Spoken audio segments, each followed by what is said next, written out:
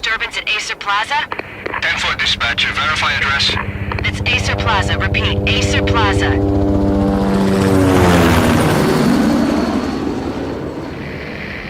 Shots fired on the rooftop. An assault in progress at Acer Plaza. Repeat, an assault in progress.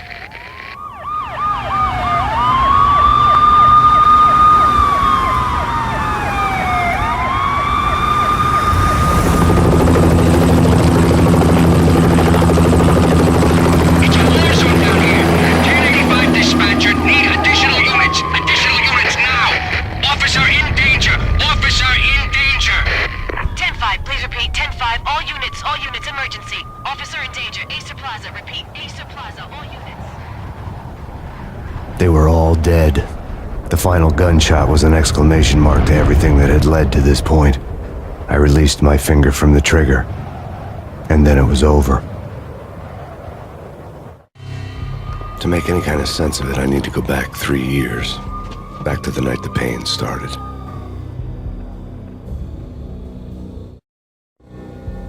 I was still in the force back then. NYPD, Manhattan, Midtown North Precinct, Hell's Kitchen. So when are you coming to work for me, Detective Payne? You'd make me work undercover in some hellhole. Sorry, Alex. Michelle and the baby come first. See? My last smoke. It's bad for the baby. That's you, Max. A regular Boy Scout. See, Alex. Still on for poker Thursday night, right? Like taking candy from a baby. Life was good. Sun setting on a sweet summer's day. Smell of freshly mowed lawns. Sounds of children playing. A house across the river on the Jersey side. Beautiful wife and a baby girl. The American dream come true. Honey, I'm home. But dreams have a nasty habit of going bad when you're not looking. The sun went down with practiced bravado. Twilight crawled across the sky, laden with foreboding.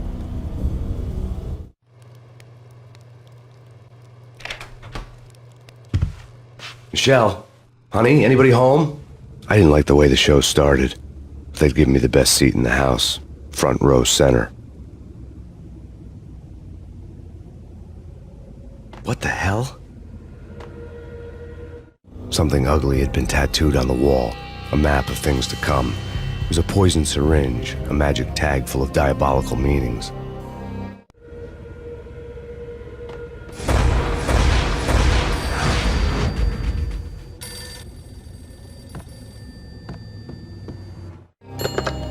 Listen, someone's broken into my house. Call 911. Is this the Payne residence? Yes, someone's broken into my house. They're still here. You have to... Good. I'm afraid I cannot help you. Who is this? Hello?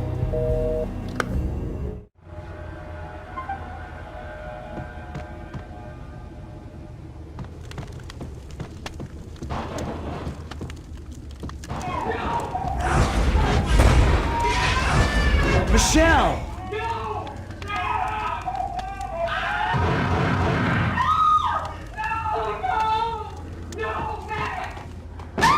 Michelle! Please! It's coming. Freeze! NYPD, drop it! Coming! Lieutenant!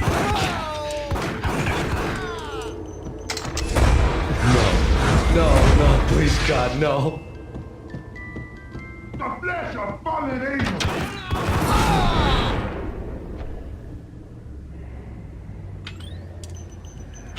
No, God, no, please, Michelle. Oh, baby.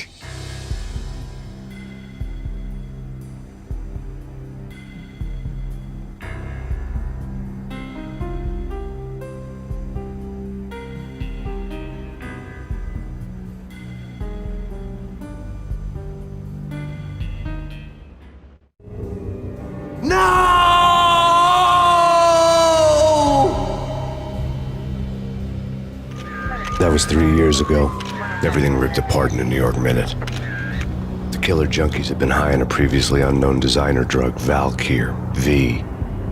After the funeral, I told Alex I'd be transferring to the DEA. It took us 3 long years to get a break in the Valkyr case. Then, finally, 2 months ago, a dime dropper tipped us off that Jack Lupino, a mob boss in the Punchinello crime family, was trafficking I went undercover, infiltrated the worst mafia family in New York. I came in from the cold and the dark. Outside the city was a cruel monster. I've been slowly working my way from the small time to the big fish, trying to get to the source of the drug.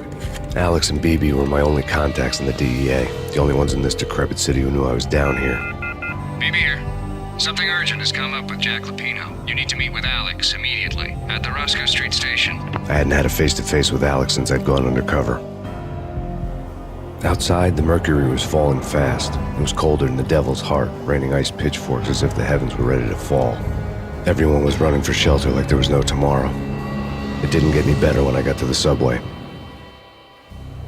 The feeling hit me like a point-blank shot straight in the face. Something was not right about this.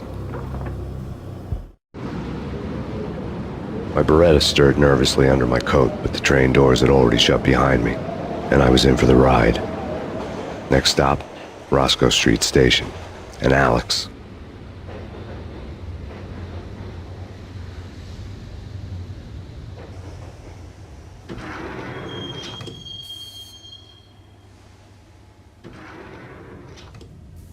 The station was drenched in gloom. Alex was a ghost, nowhere to be seen. I'd have to look for him.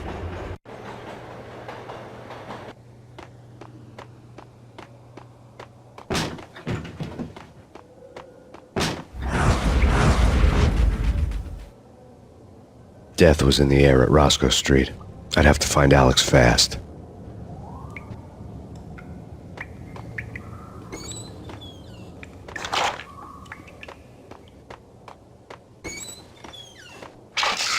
The pills would hold the pain back for a while.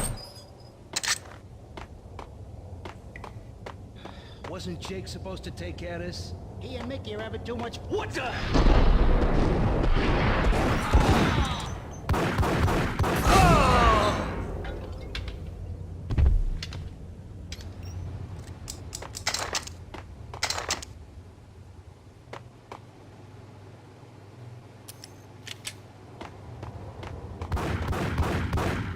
Yeah.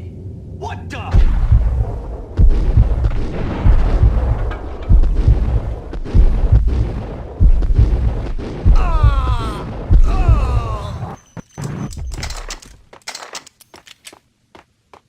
Yo, guys. Yo!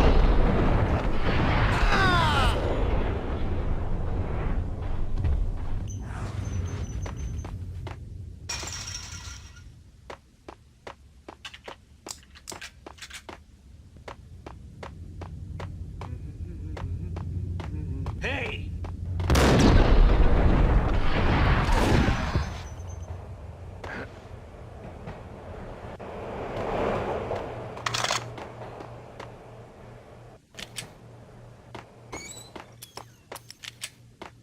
That's bad.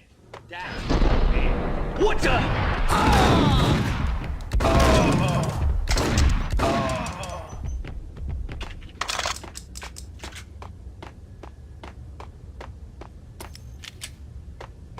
Kiss it goodbye.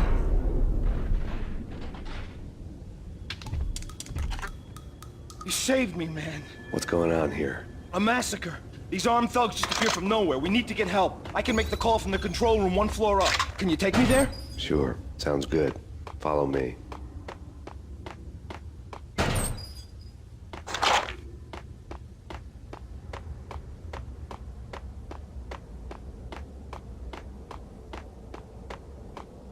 Hey, where are you going? The control room's up the stairs. There's no time to lose. We gotta get to the control room.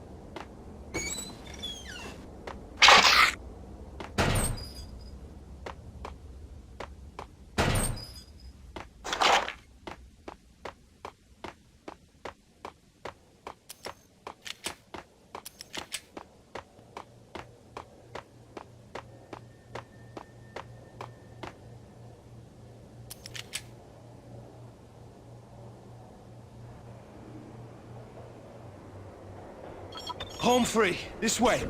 What the? Out!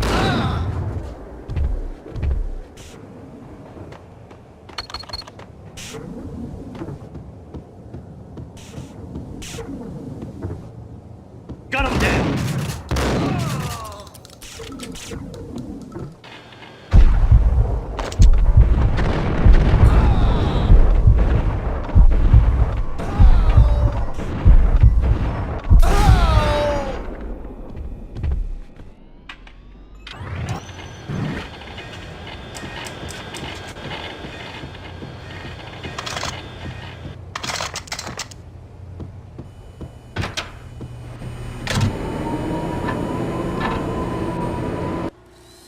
The train lit up like a Christmas tree. The power was back on.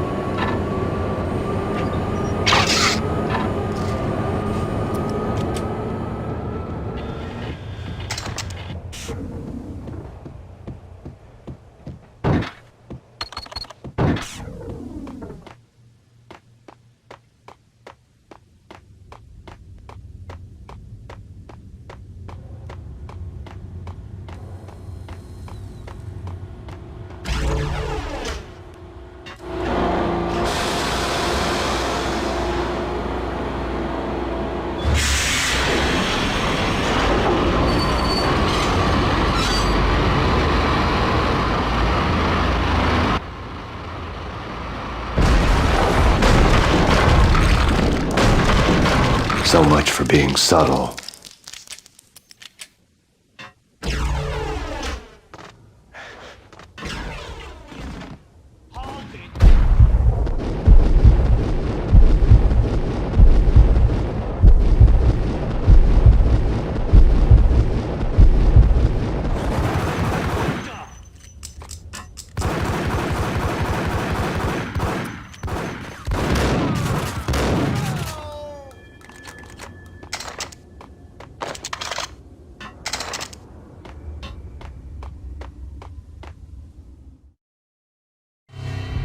The rusty door led to an abandoned part of the station, closed off since the early 40s. Something big was going down at Roscoe Street. Maybe that's why Alex had wanted to meet me here. Maybe not. One way or the other, I was going to find out.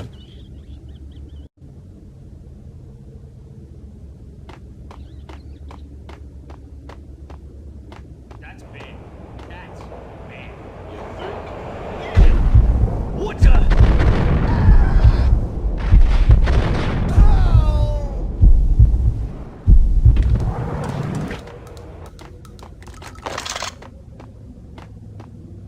Hey.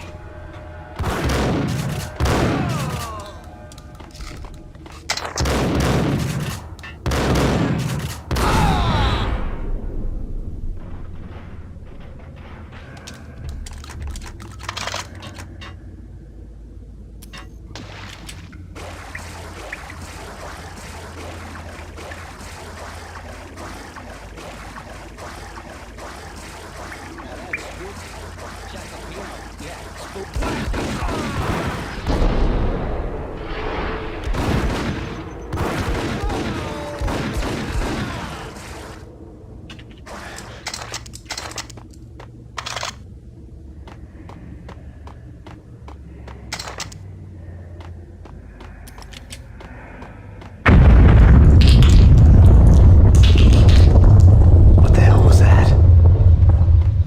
Hold on here. Give me the detonator. Whack him!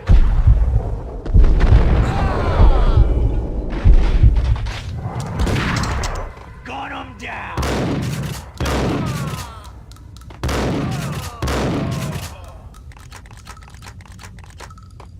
The door had been welded shut ages ago and the bomb was missing a detonator.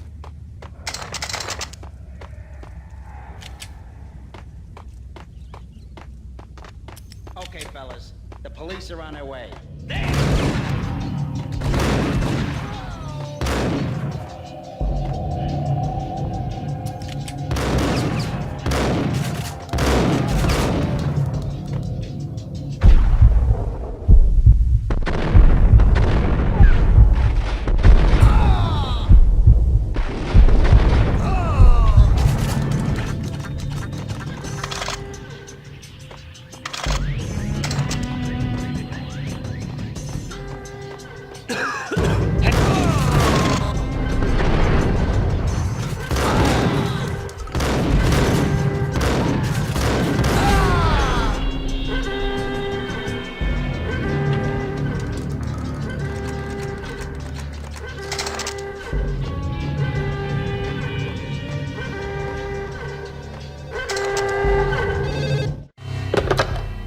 now live from the crime scene.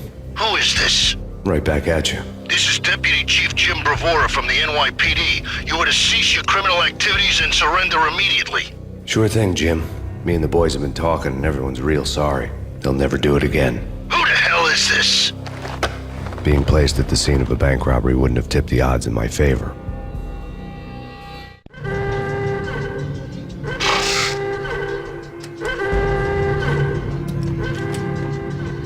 The bank robber's score lay on the table. The bank robbers had been after Acer Corporation bonds. The Acer success story had recently been on every channel and on the cover of every magazine.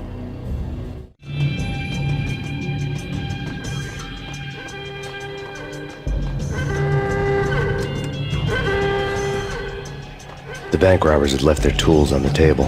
Judging by the detonators, the crooks had bought enough explosives to send Lady Liberty into orbit.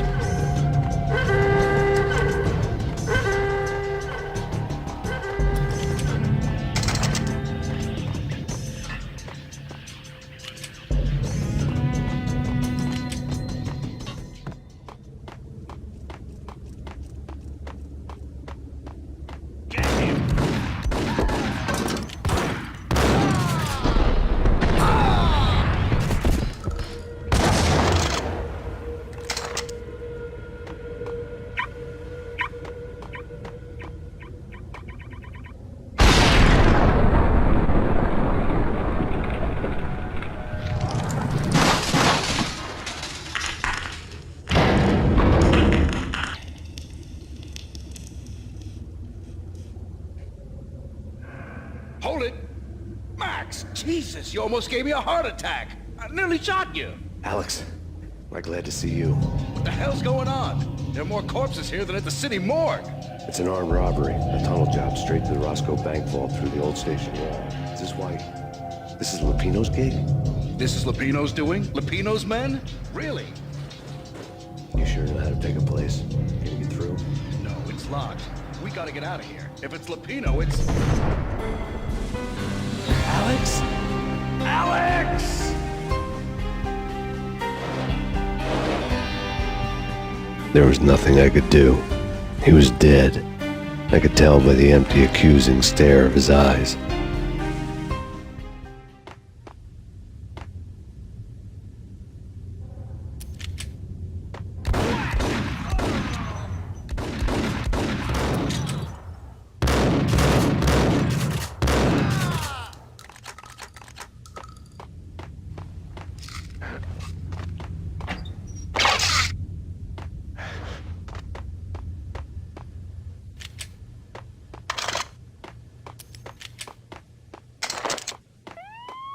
Let's get the hell out of here! Yo!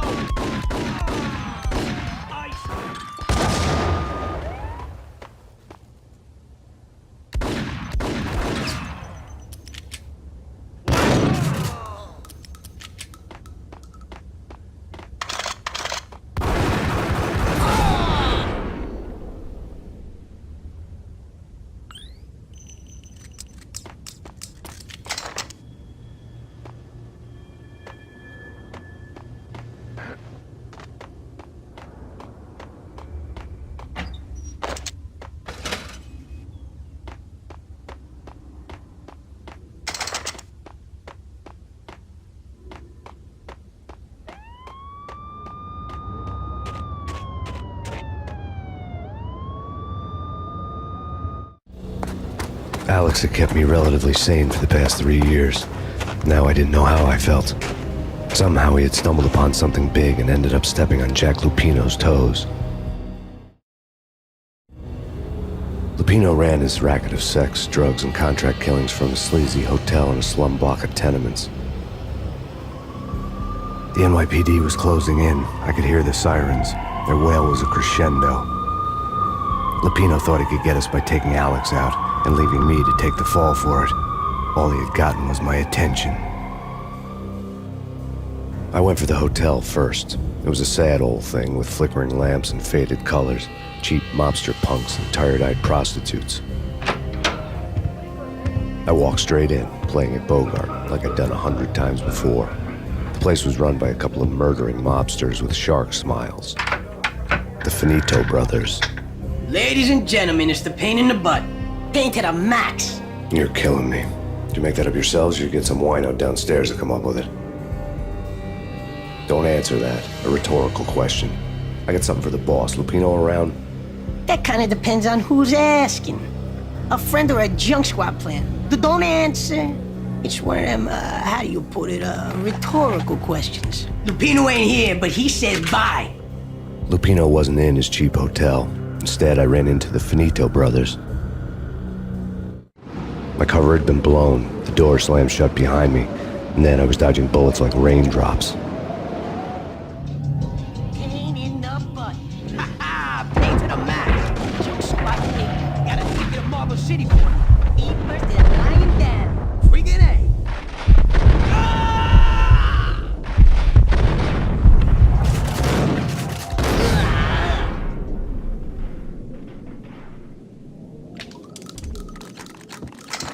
A letter on the desk caught my eye. Bosses! I had met Lupino only once. The gangster ran all his rackets through his right-hand man, Vinny Gagniti. Gagniti was a high-strung whiner on the verge of breaking apart, like an overamped Energizer bunny. He had the brains to run the business, but he lacked the balls, always falling short, taking his frustration out on underage addicts and call girls. The V deal goes down at your hotel. Jack's exact words, quote, "Vinny, you're in charge of this one," unquote. Rico Muerte's coming to see it through. Anything goes wrong and everybody's gonna get dead. Goes double for you. Treat this guy real good. Anything he wants, you give him. Don't screw this up or you're finito, finitos. A V deal meant added security, locked doors, and lots of nervous thugs with itchy trigger fingers. I'd seen nothing coming in, but that didn't mean it hadn't been there. Rico Muerte was a regular Kaiser Soze, a spook story told to keep the apes in line. 313. The Finitos had scribbled Muerte's room number on the note's margin. Everything all right? Bosses? Joey? Vigilio? You all right in there? They're not answering. Call the others. Tell them to come quick. Okay, but we can't wait for them. We gotta go in now. Bosses, we're coming in.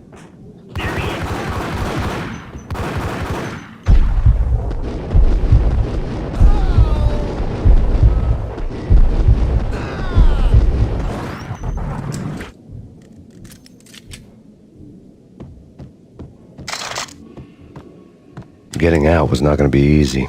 The staircase was locked and the elevator had been busted for a decade or more.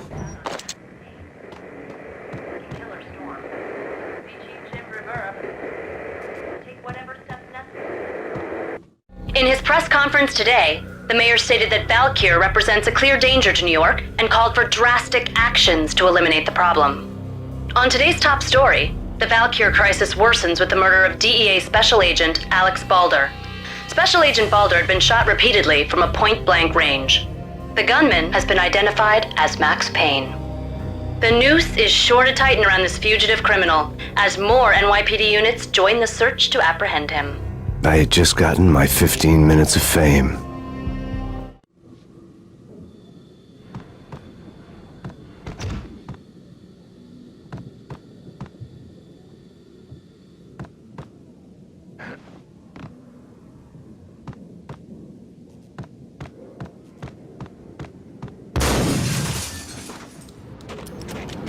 Yeah, something's wrong with the bosses. Payne's there and they're not answering.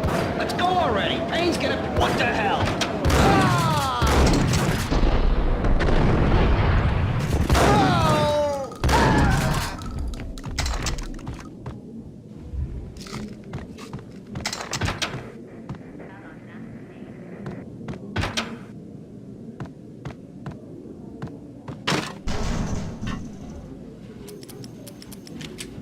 What the hell?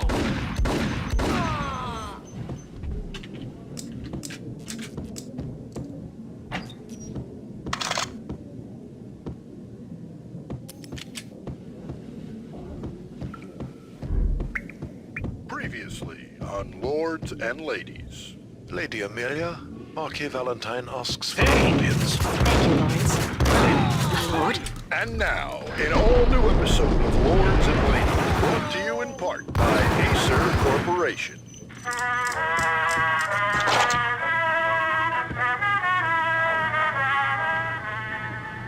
My lady. My lord? My lady, there is a matter of great importance I must bring to your attention. My lord, there is? Indeed, my lady, there is indeed.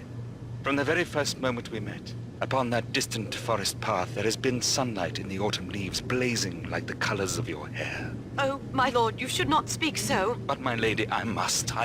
My lord, no! I forbid you. This cannot be. This must not be. But why, my love, why? My lord, it is too dreadful. Do not force me to speak the words. My lady, I beg of you, I must know. I would rather die than not know. Yes, my lord, we should both be dead, for this shame is too great for the living. My lord, I am your long-lost sister.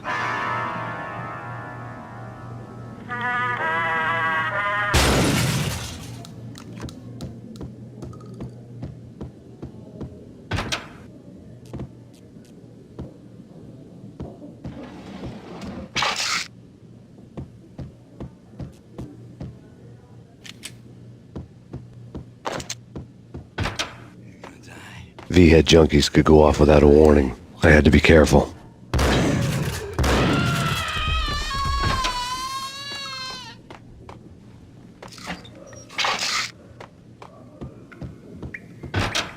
There he is! Got him down!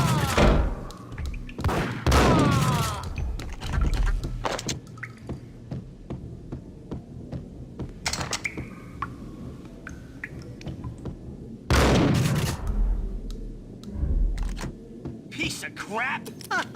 Ooh, careful. It might... Ice!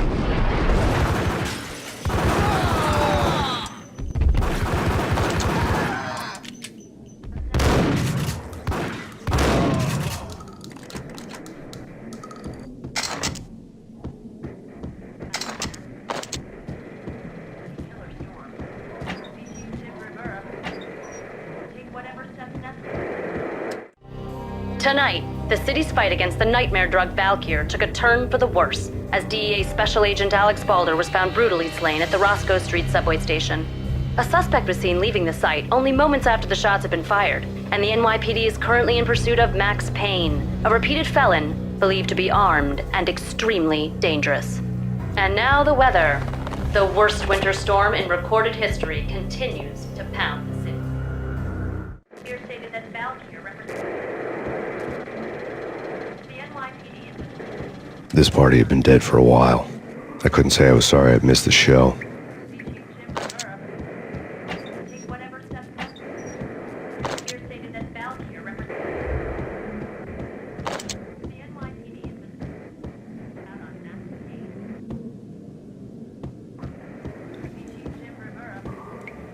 I think I died.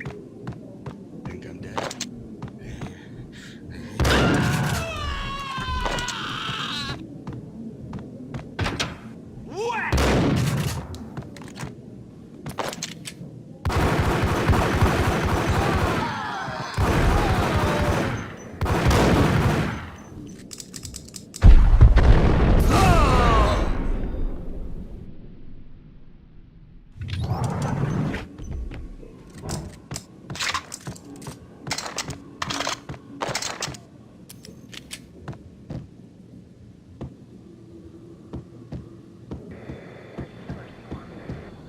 I'd found Muerte's room.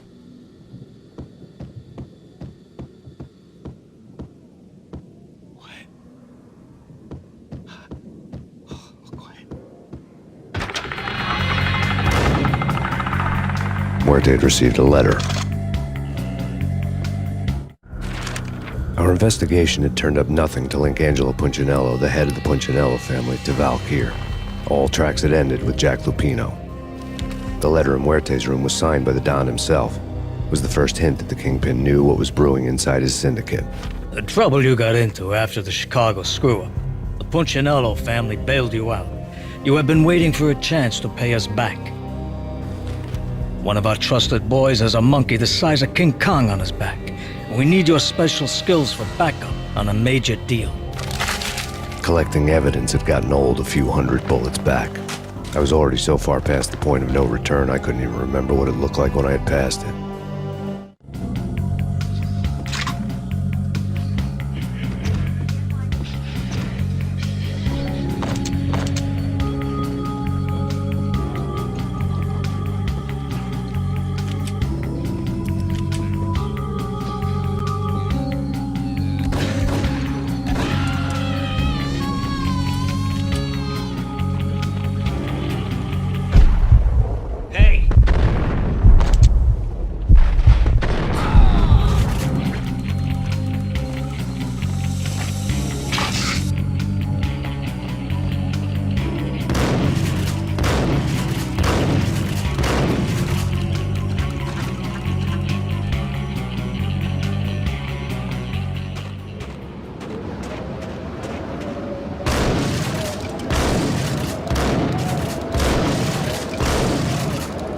I didn't want to know what had happened here.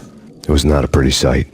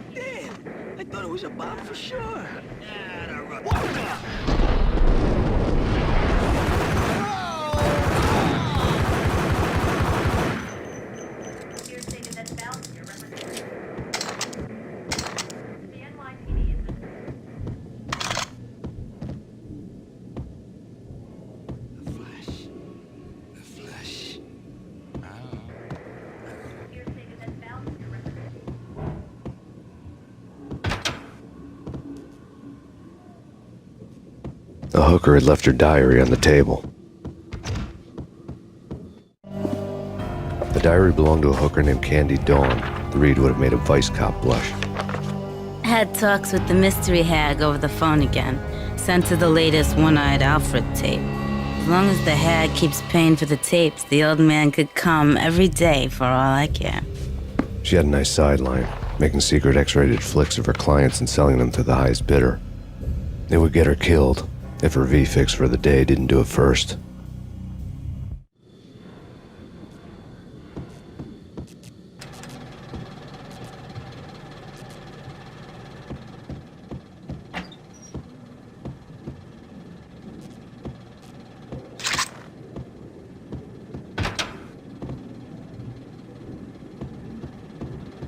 What the hell?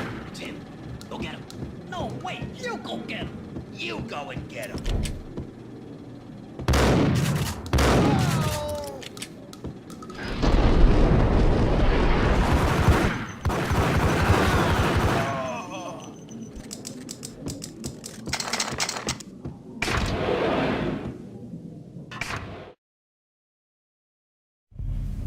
The old service elevator rumbled down to the bowels of Jack Lupino's hotel.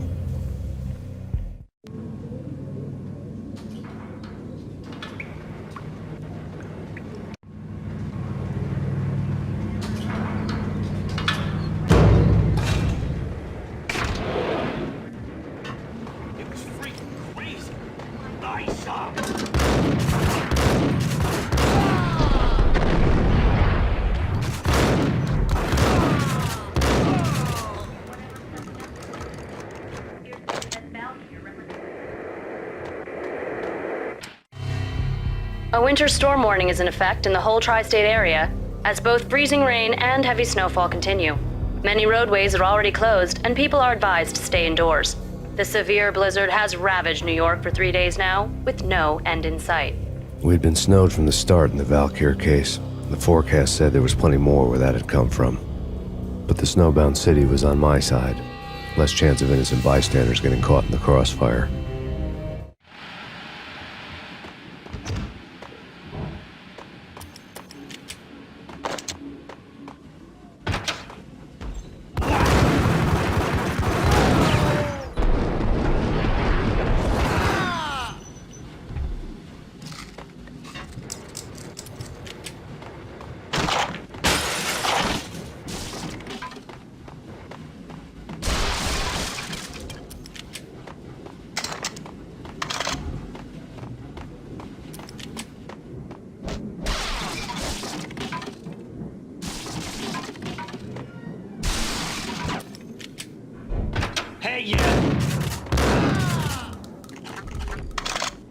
Exhibit number 1, a newspaper.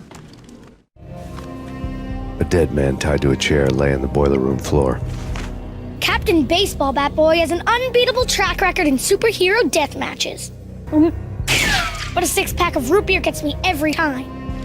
The murder weapon was a baseball bat, now lying in a pool of drying blood next to a newspaper folded open on a Captain Baseball Bat Boy comic strip.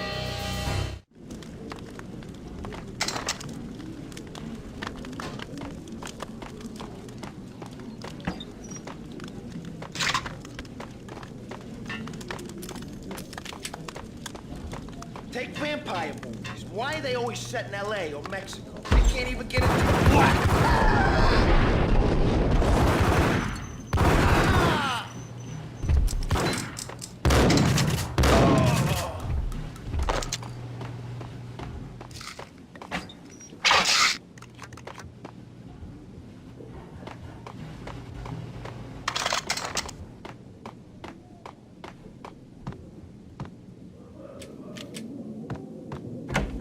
Chill with the guns. Trust me, you don't want to piss Muerte off. Gentlemen, let's do business. Green for green. Cheers at green-eyed angels. Amen.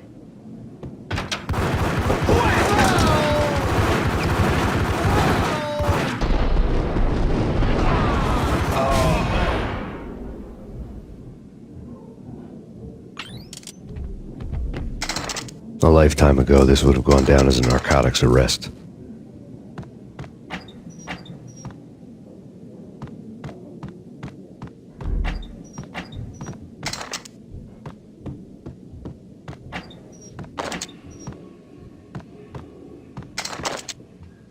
It was dirty money. The transparent cylinders glowed green, full of Valkyr. There was a key on the table.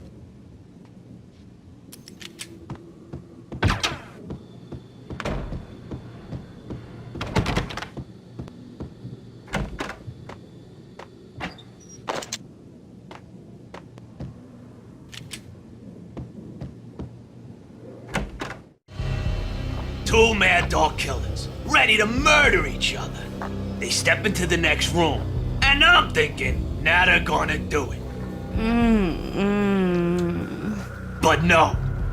They sit down in front of a TV and solve their differences with a kung fu fighting video game. I tell you, Candy, I was so depressed, I strangled them both with the video game cables. Oh, Rico, you're so bad. I am, ain't I? Rico Muerte, big-time hustler. Who the hell? It's that cop. Muerte went for his gun.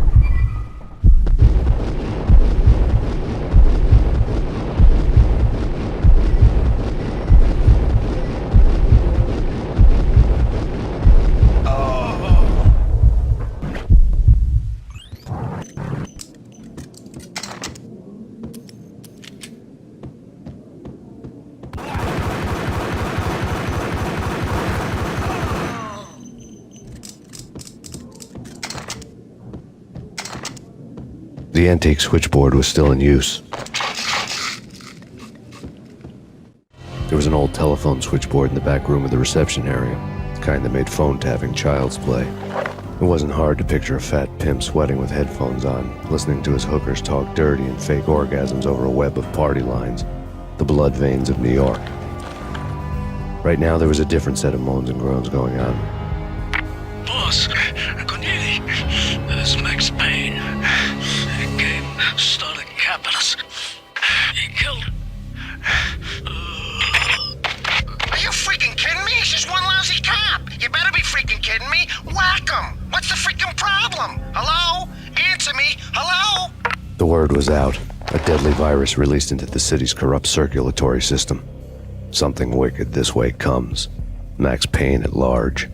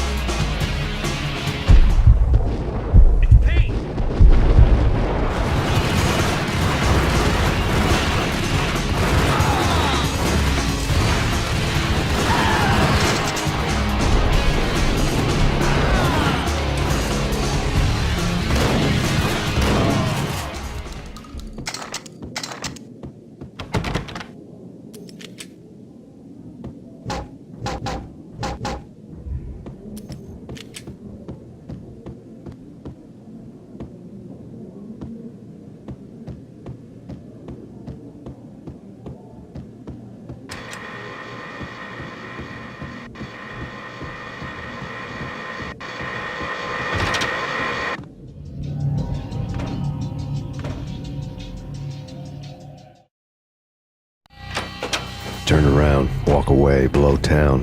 That would have been the smart thing to do. Guess I wasn't that smart. Lupino's tenement buildings were a seedy hangout for all kinds of sleaze. A liquor store, a pawn shop, a laundromat full of mobster bookies and loan sharks. The list went on. The how and why of it was a mystery to me, but they knew I was a cop. They knew I was coming, and they were going to get real trigger happy about it. I got to see Lupino's hangout all lit up. A bomb went off, turning snow into liquid gold. A pillar of fire lifted the remains of a car straight up into the air.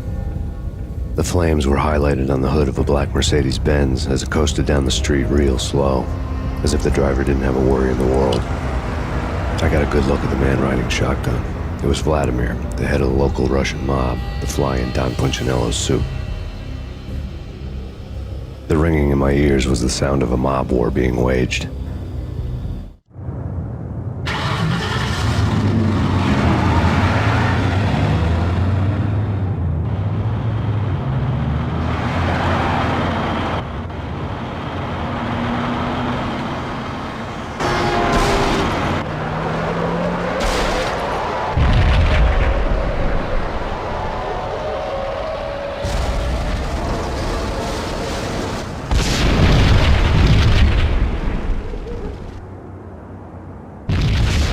Another bomb exploded inside the closest slum building. It was a lucky break. The goons inside were spooked, but luck always came with a price tag. More bombs could still be ticking inside, and the cops would already be on their way. Jack Lupino's suite was on the top floor. At least it used to be, before the explosive makeover.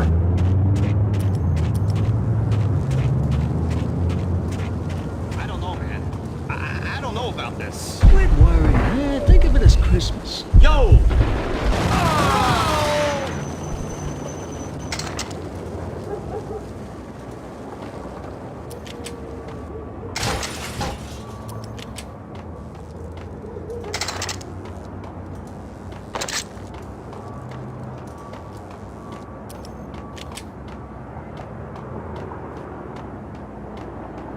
The headlines were a depressing read.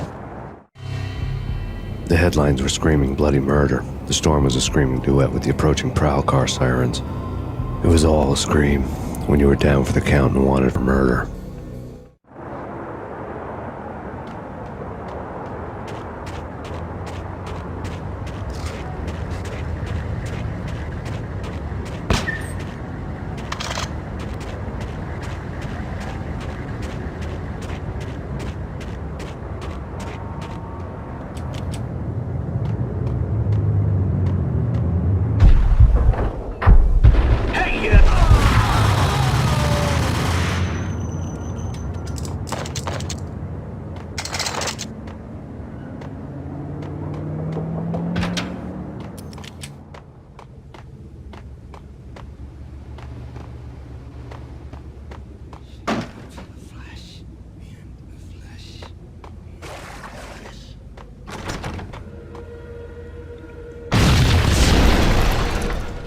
The whole building was rigged with explosives.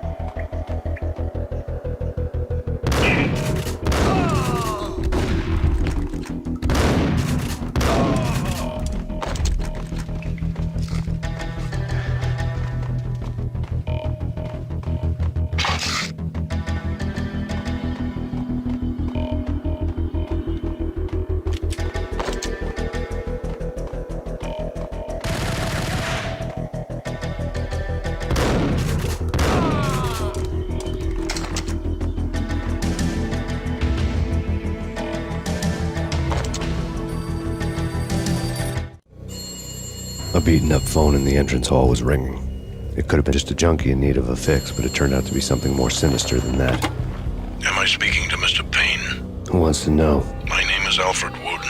You must hurry. The police are on their way. Tell me something I don't know. They know you're there. How? And what's it to you? I will contact you again.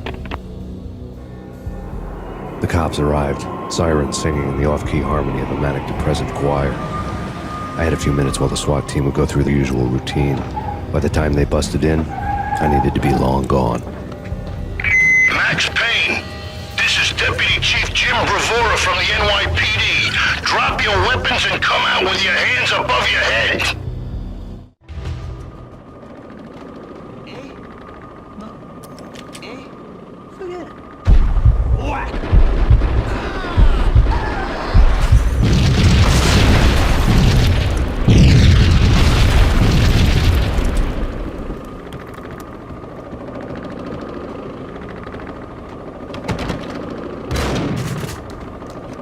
Someone had left a letter on the counter. Suddenly it all made sense. The bombs, the Russian mob boss making an appearance in person. Gognitti was his usual self, all talk and no walk. After our hit, the Russian has only a couple of guns left and they can be bought. There's no freaking way he has the guts to try anything after that. As it turned out, the Russian had plenty of guts.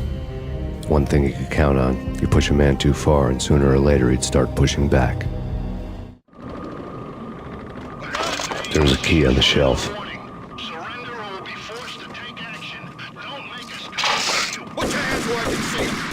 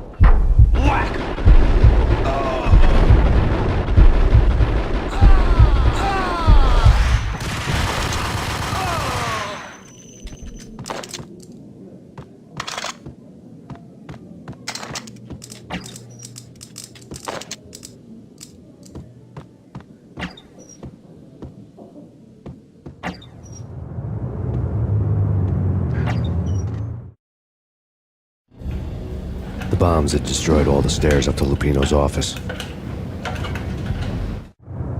The alternate route led there by way of adjoining rooftops.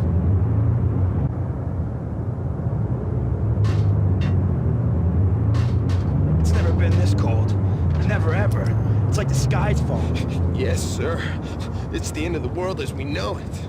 And I don't feel fine. I don't feel anything. Not a thing. I'm freezing my butt off.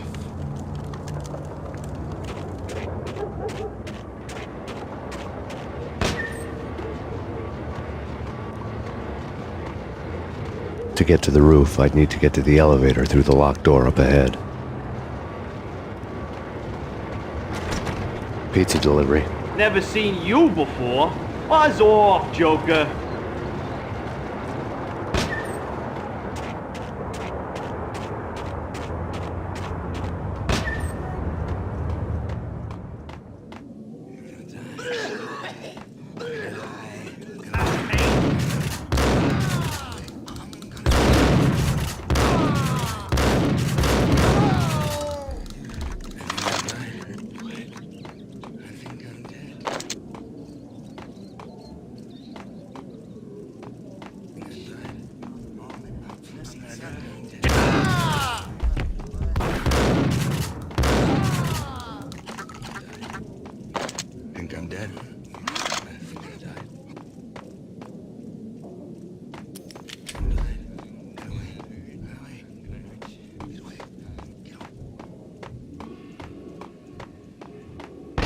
No, don't shoot! You know the clowns at the laundry? Me? No. You're no good to me then. What? No, the laundry, yeah. I know him, yeah. Get me in there. Okay.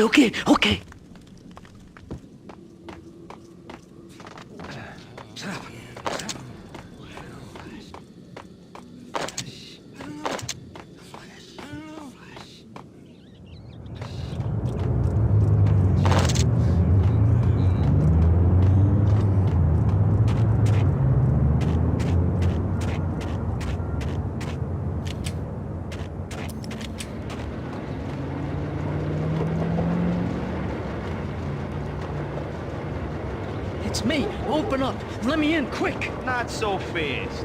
The password. John who? Come on. Okay, John Woo. All right. Come right in. It's a trap! There he is.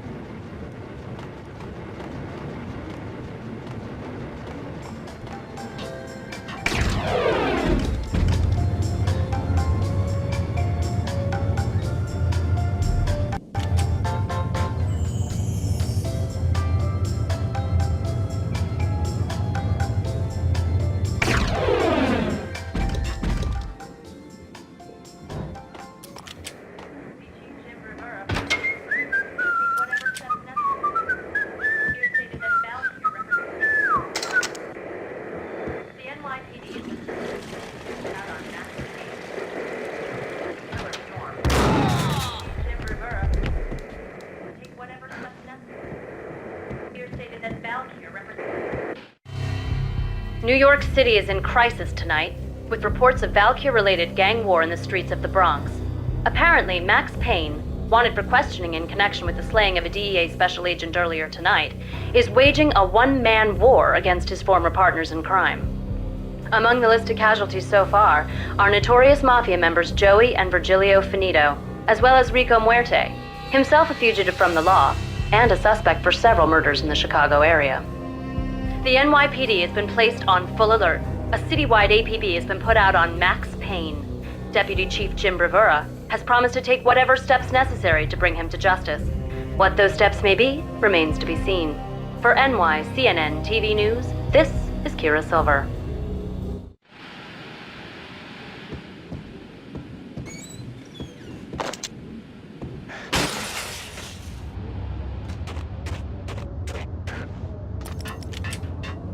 This week on Address Unknown. It's the last place I've been. That's where I was in Only, it's not me talking to that pink flamingo, but someone who looks the part down to the finest detail. Except that he's evil. I'm hiding in the shadows, watching it all unfold. The flamingo speaks. You can speak here. It says, "Mirrors are more fun than television." That's, mirrors are more fun than television. Somehow I know this, just don't ask me how. And I, not me, but my double, nods and smirks at this like it was the funniest thing in the world. And then something goes wrong, and suddenly they know I'm there, hiding behind them, and they both turn to look at me with cold eyes. And the flamingo speaks again.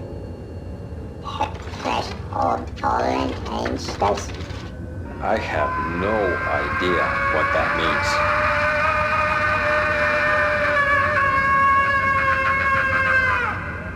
And that's when I always wake up to my own screen, in that brightly lit white hospital room, strapped to my bed.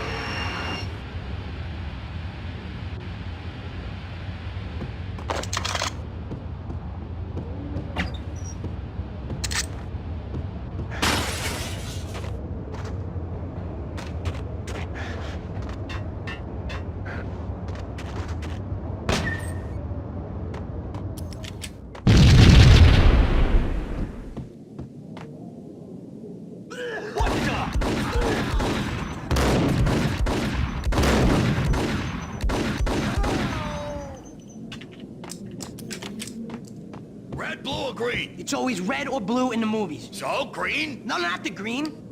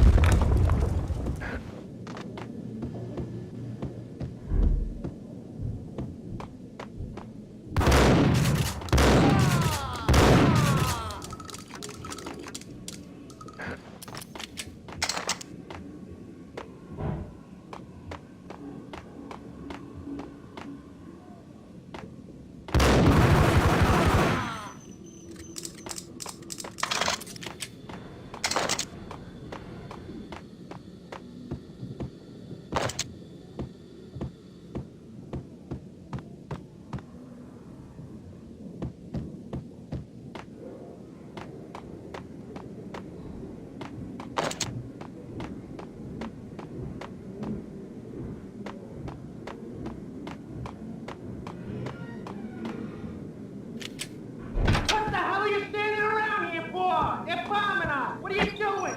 You're doing nothing. What are you doing? This is war. Freaking war.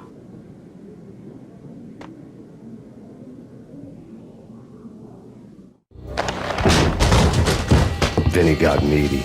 Just the man I've been killing to see. Payne? Freaking fed. I knew from day one there was something screwy about you. What do you think you're doing? You're a freaking cop. You ain't got squad on us. You can't just come in here waving your piece like it meant something. Yeah! Oh my God! Oh God, you shot me! Ah! You're dead, Payne! What the hell are you waiting for, you apes? Kill him! Kill him! With pleasure, boss. Gognitti bailed. I made like Chow Yun Fat.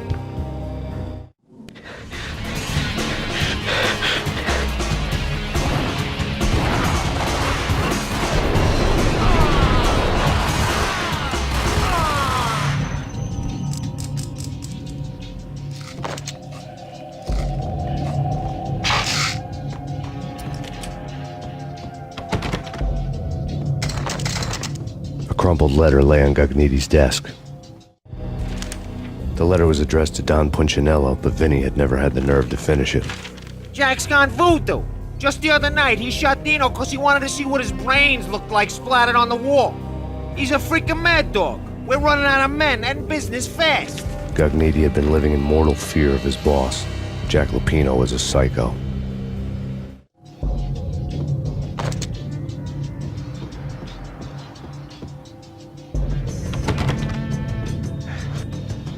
Vinny Gognitti was running scared. He could run, but with a bullet in his stomach like a broken bottle of Tabasco, he was quickly running out of time. He knew where his boss was, and I wanted to square things up with Jack Lupino. Gognitti would be moving fast. I don't know about angels, but it's fear that gives men wings.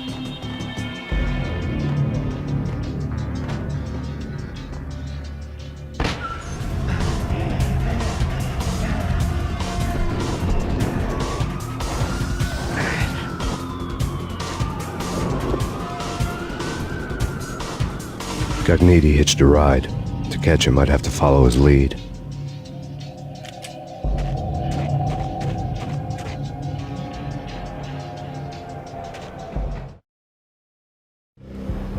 This was my second train ride of the night. The way it started didn't promise anything better than the last one. Freezing wind tearing at my face like sandpaper and razors, ice hard and slick under my hands and feet. And somewhere in the background, the wail of sirens, the city howling after me. New York sped by in fast forward. Dark rooftop water towers and a dead forest of antennas and chimneys, all a blur. When the train he was riding slowed down, Gognitti made his move.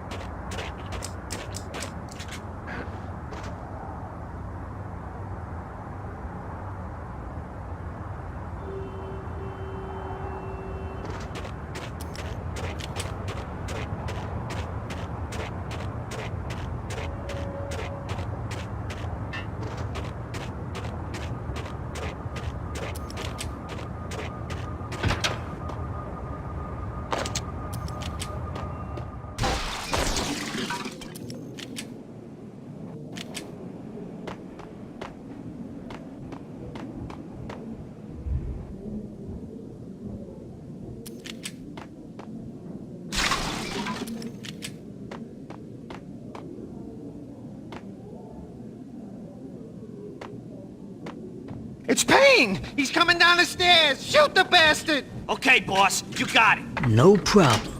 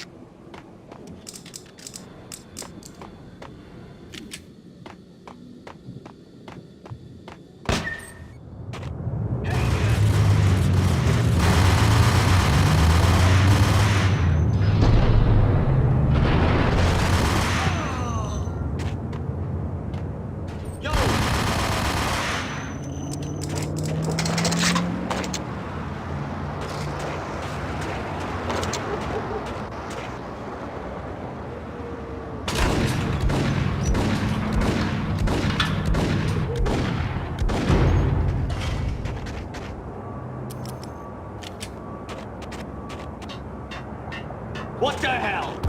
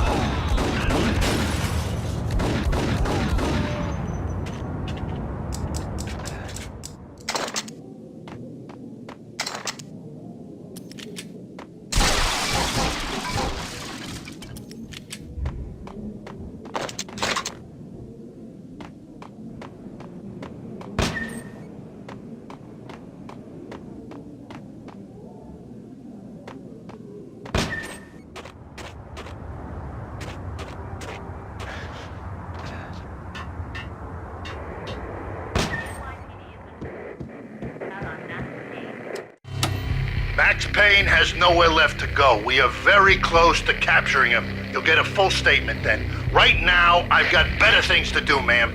That was Deputy Chief Jim Rivera from the NYPD with no further comment at this time. Apart from his suspicious food habits, I figured Bravura to be one of the good guys. Fate had just dropped us on different sides in this. But when it came to capturing me, he was way out of his league. I had already ditched the cops a couple of rooftops back. For now.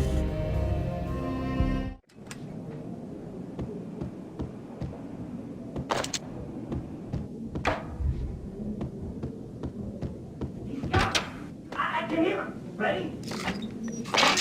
Point it at the door. Okay, this is it. Any moment now, Payne's gonna bust through that door with murder in his eye. It's either him or us. I, for one, am gonna pump the SOB so full of lead, they'll need a forklift to carry the coffin to the grave.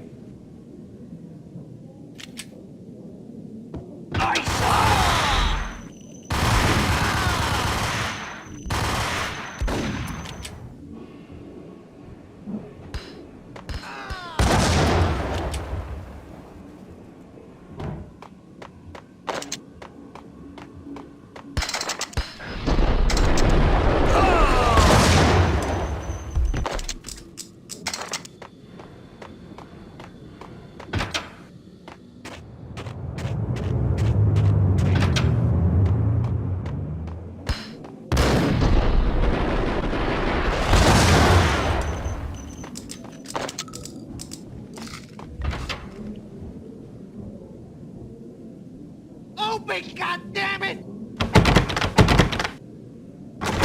Payne! I'll kill you, you lousy freaking cop!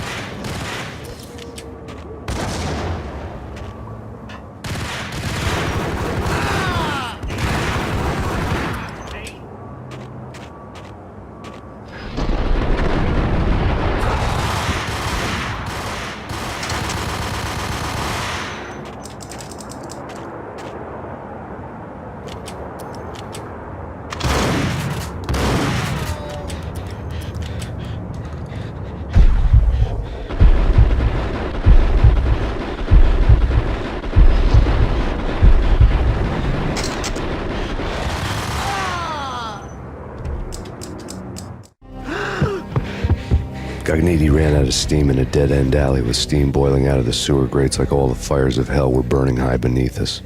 It was shakedown time.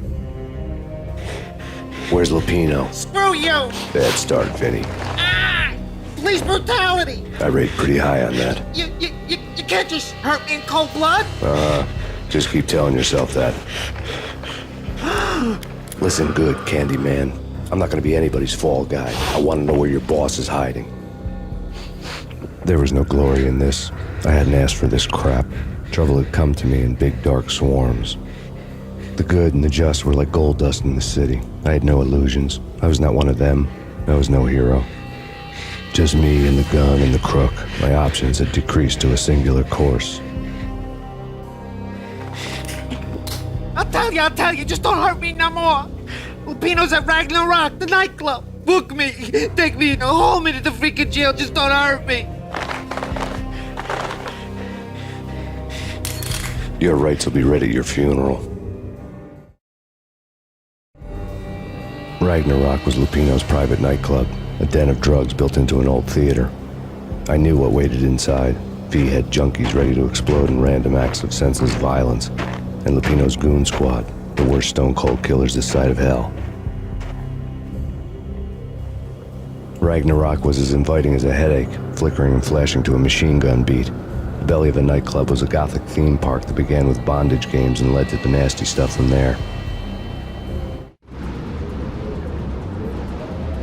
As subtle with its dark message as a cop killer bullet through the heart, like father, like son, just like Jack Lupino.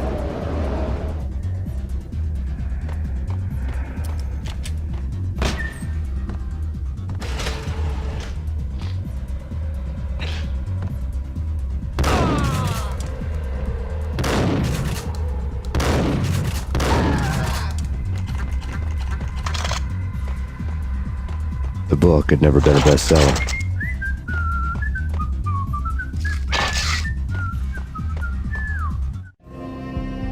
Given the setting, I was surprised to find that somebody had been passing time reading. The paperback was entitled The Age of Murder and Storm. The blurb on the back mentioned Norse mythos and Ragnarok, the end of a Viking world with a terrible winter that covered the earth in ice, when vile crimes were rampant and all humanity lost. I could see how somebody impressionable might get it into their head that we were at the end of time. I was also beginning to see what the nightclub and its owner were all about.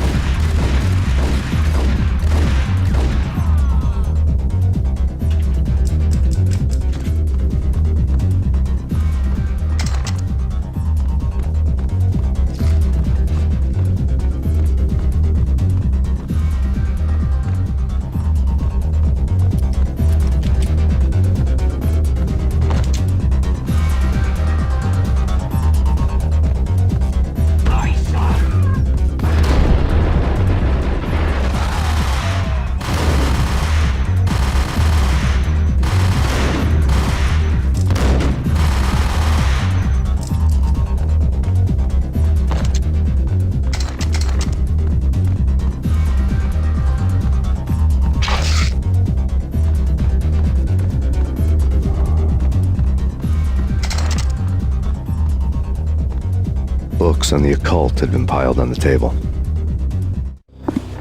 The room was stacked with light reading, such as Necronomicon, Witchcraft, and Paradise Lost. Old exotic titles like Malleus Maleficarum and De Umbrarum Reini Novum Portus. Books with pentagrams on their covers, all dealing with the occult and the infernal, lying between stacks of horror videos and a couple of Ouija boards. The only thing I could take seriously was the thought of Lupino taking it seriously. He had been spending a lot of time getting intimate with the guy downstairs.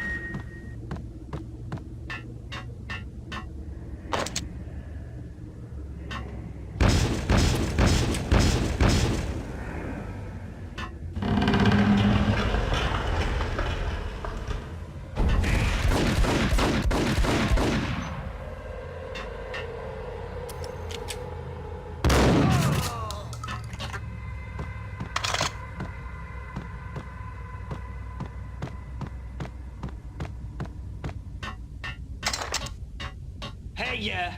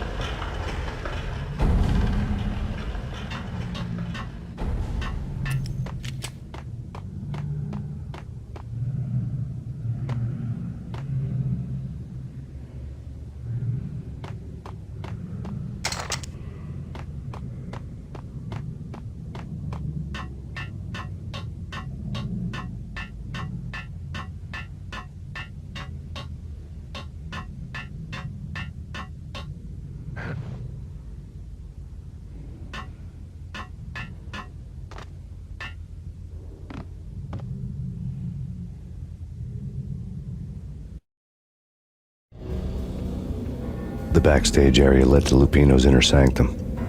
The hot air inside was like an invisible wall, thick with incense and something else, a sickly sweet smell that made you gag.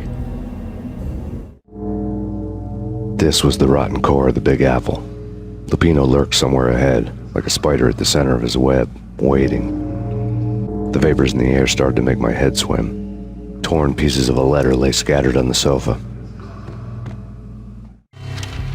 Punchinello had threatened Lupino in writing.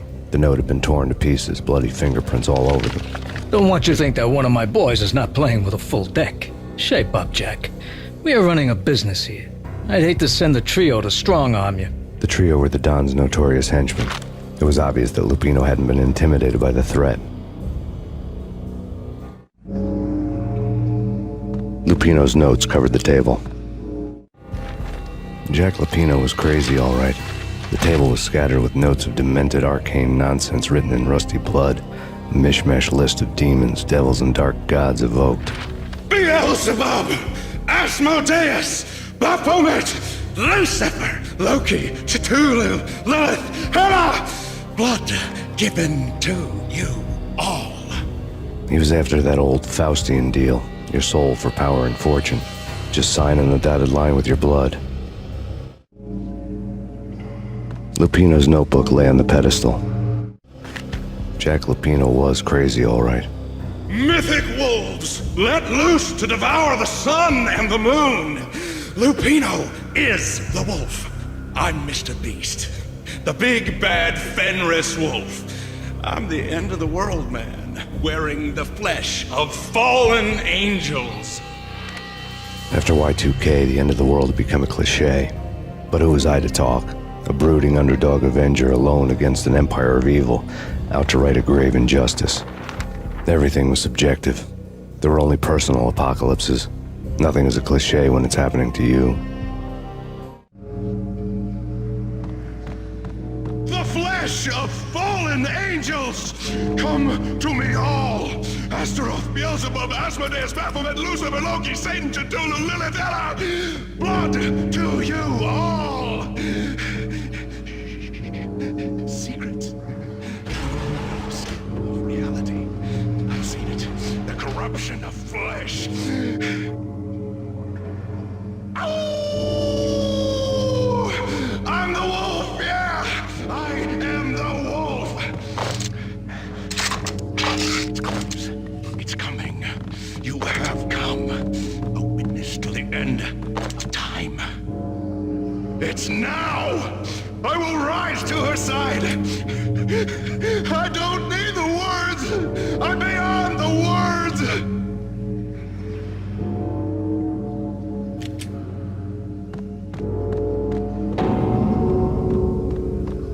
Hey, yeah.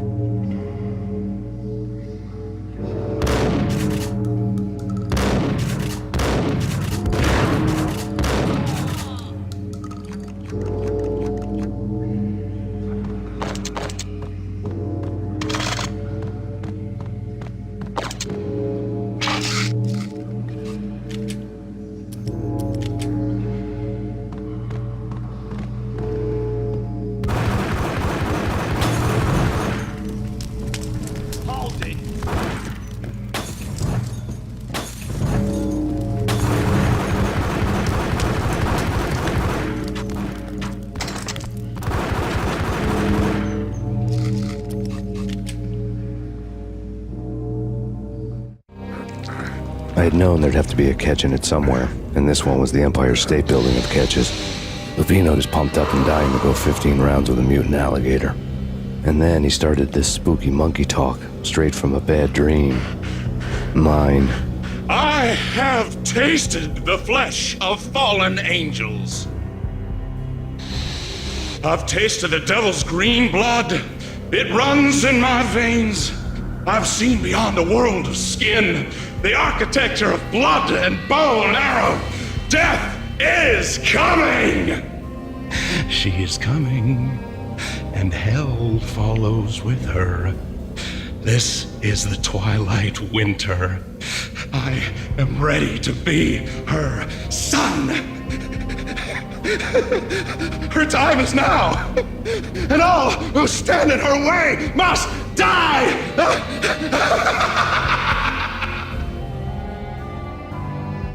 Die!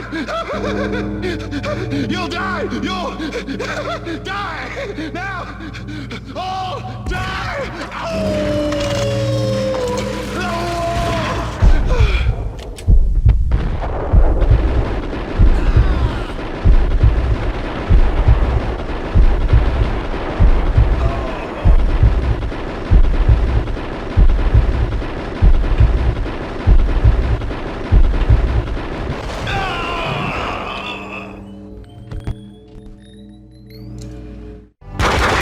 Lupino finally went down. I wanted to make real sure he'd stay that way. V was a bad monster. Turned them into friggin' zombie demons from outer space. I think he's dead already. Huh? And that's when it happened. But dead or not, you've got the wrong guy.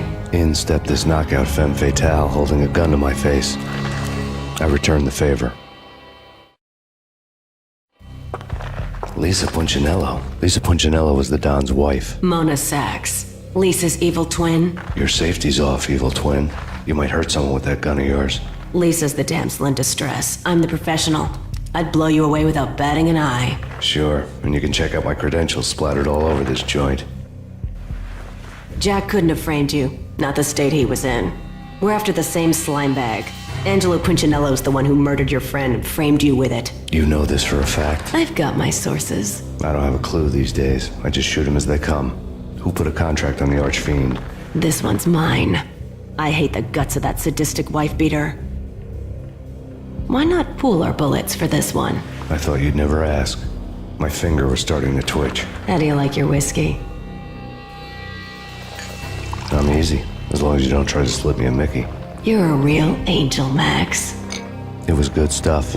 Tasted sweet as honey going down. Nothing personal. Can't risk you going berserk and getting Lisa killed.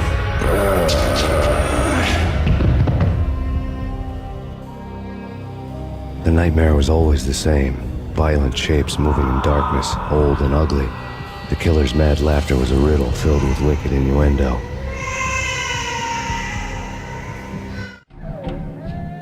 Somewhere, the baby was crying.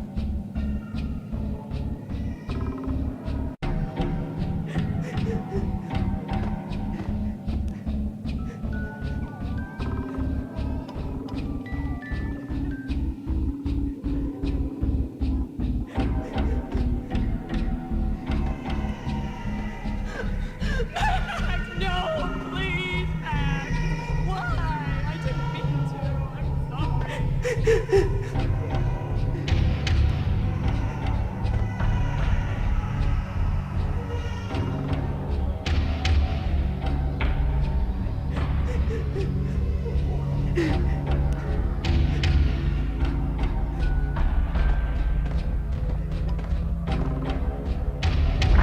have known it when we found you snoring next to Lupino's corpse. A comedian, huh? The pictures were filled with good old times.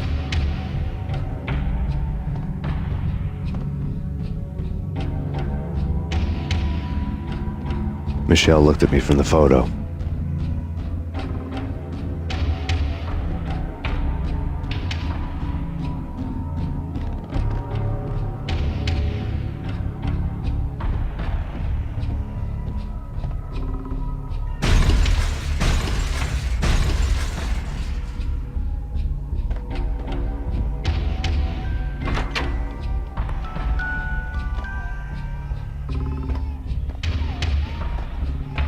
I really love to watch cartoons. Captain Baseball Bat Boy's my favorite.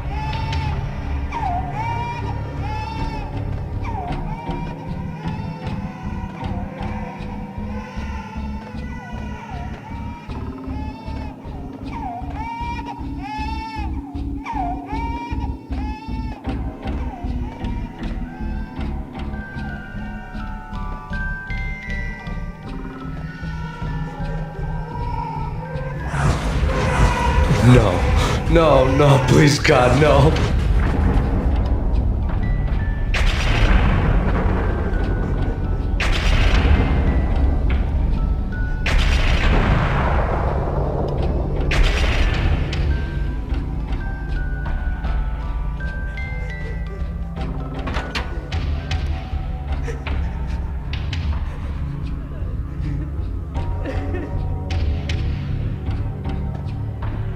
Slice them, dice them, shoot them full of holes, blow them to bits, vaporize them, disintegrate them. No matter what you do, they'll still be back, good as new.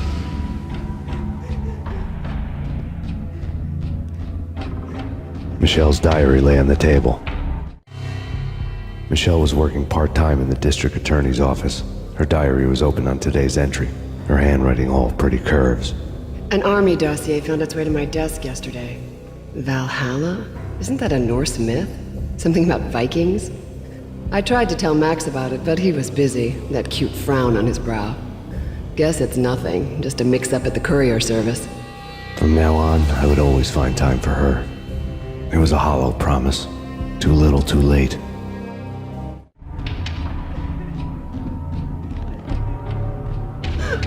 Max, no, please, Max!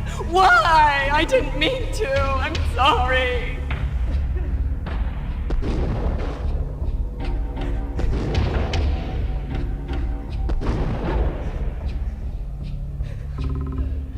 Murderer! You killed her! Nothing like that ever happens in the real world.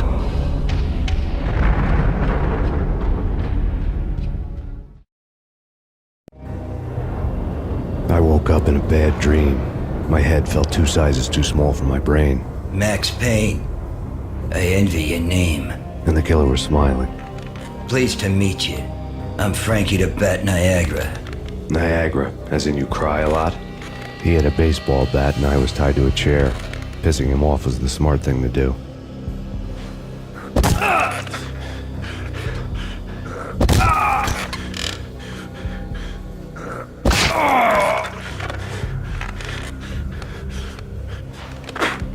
Nothing wrong with a little laugh now and then. Take me, for example. I love to watch cartoons. Cartoon violence is a fascinating thing. Let's take a break. I need to take a leak and maybe grab a cold one at the bar. Don't worry. I'll be back to finish this off. And then, it's checkout time. You play, you pay, you bastard. He swaggered out, and the door clanged shut behind him, locks clicking into place. Everyone makes mistakes. Mine hadn't been to crack jokes about the goon with the bat. He'd have cracked my skull regardless. It hadn't even been to trust a girl with a gun. I had blindly gone after the first bad guy on my hit list when I should have been aiming further up the ladder, at the head of the Punchinello family. I couldn't bring myself to be pissed at Mona. Guess I had a soft spot for a pretty face.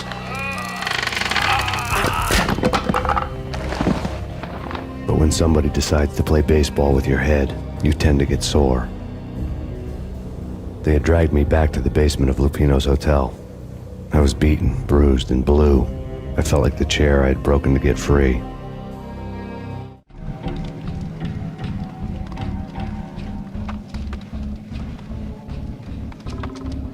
All I had was Niagara's bat, sticky with my own blood.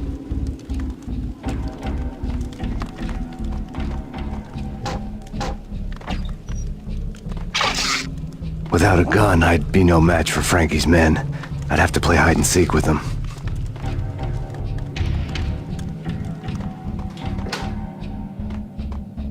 It's Frankie's turf.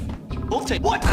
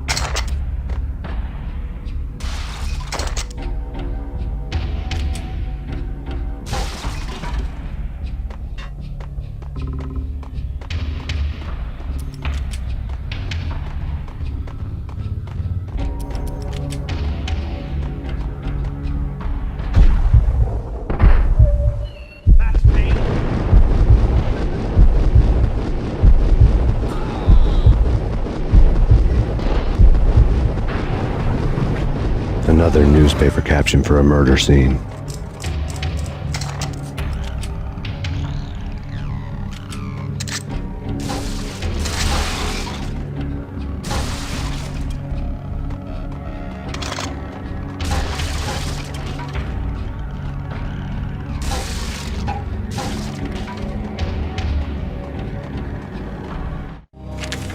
Frankie had left his calling card, a Captain Baseball bat boy strip, next to a sewer passage filled with bodies.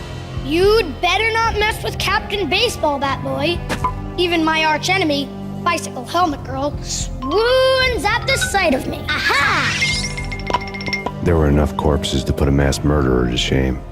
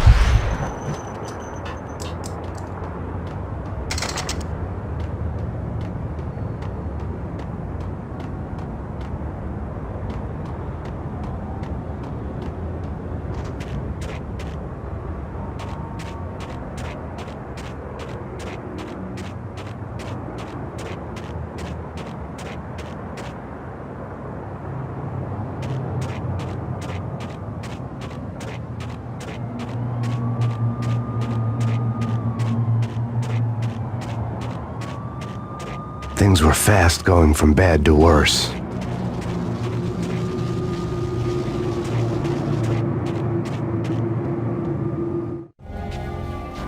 The men in blue had come and gone. They had decorated the place with chalk outlines and tied it together with yellow tape. The cops who had stayed behind were dead. Frankie, his boys, and I had the place all for ourselves.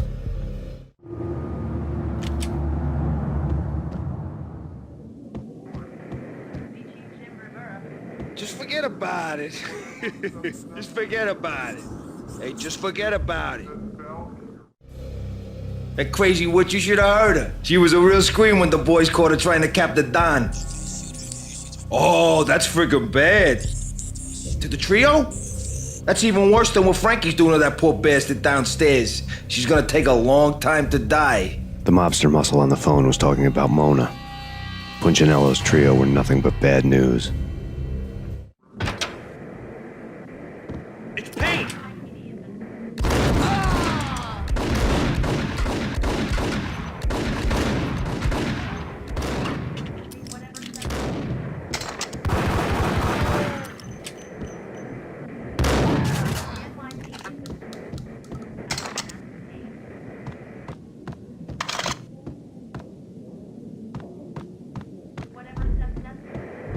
More evidence that Punchinello didn't like me much.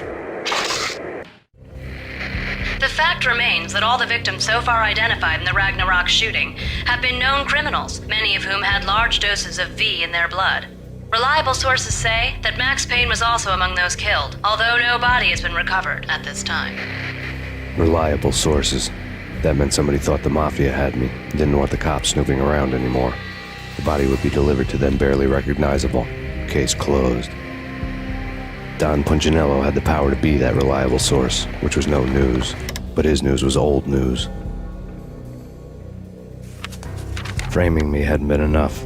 Don Punchinello had put a hit on me. He wanted me dead, and it had been important enough for him to give written instructions to Frankie about it. Max Payne should die like a dog for the trouble he's caused. Frankie, I know I can trust you to give this matter the dedication it needs.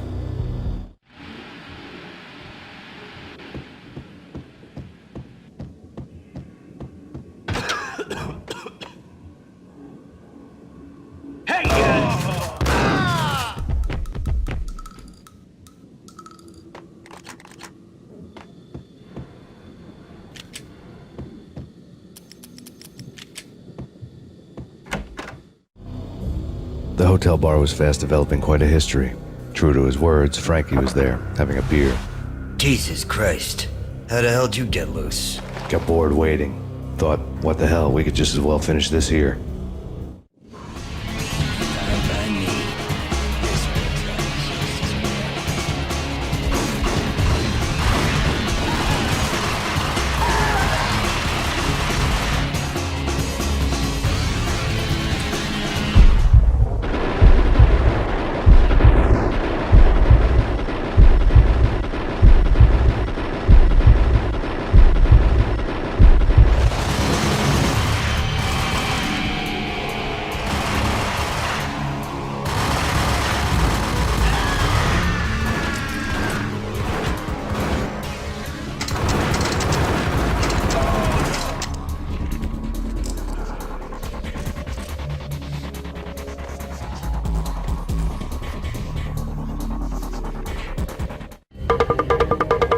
Thank you. You've been a lovely audience. Had enough? I don't play with girls anyway. Unfair! I spotted the tail as soon as I left the hotel. A big black Mercedes. I'd seen the car before. That time it had heralded impressive explosions. Vladimir was back. Bang. You're dead, Max Payne. I might have laughed if I remembered how. What's this supposed to be? Cops and robbers? Look, you want something with me? Get in line. Peace, man. Relax. You know you are a real news item. Armed and dangerous. I am going to make you an offer you can't refuse. I've always wanted to say that. It's a bum rap. I've been framed. That's a moot point. Whatever you did or did not do, I'm sure you had good reason for doing it. Want to hear me out? I'm listening. Punchinello messing with V is bad for business all around. But that's not all. There is this guy, Boris Time, used to pull jobs for me. He's the captain of the cargo ship Charon. Now the bastard turncoat has gone over to the other side, Punchinello's. The ship's loaded with high-res hardware, guns, my business. If Punchinello gets hold of that cargo, he's won and I have lost. And you'll have your work cut out for you. If you want to get to Punchinello, you'll need heavy-duty persuaders. I am just the man to get them for you. Change the ship back under my flag, maybe pop 2 in the traitor Dime's head while you're at it. You'll get enough guns to start the apocalypse. You in or out? Let's get this show on the road. Vladimir was one of those old-time bad guys with honor and morals, which made him almost one of the good guys. None of us was a saint.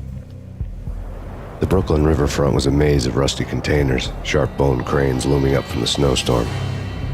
On a night like this, you couldn't help but think of the dark army of dead men sleeping with the fishes, cement shoes in line. No Minotaur lurked in this labyrinth, but somewhere out there, on the clanking deck of his cargo freighter, the skipper of the Chiron was waiting, like the ferryman of the river Styx.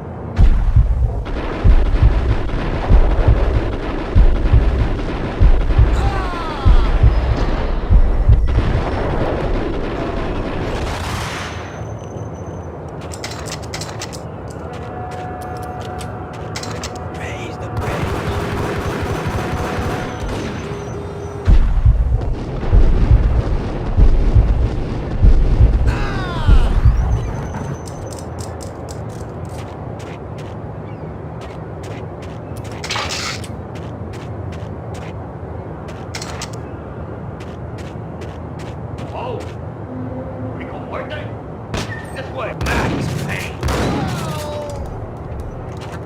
I doubted the letter was a receipt.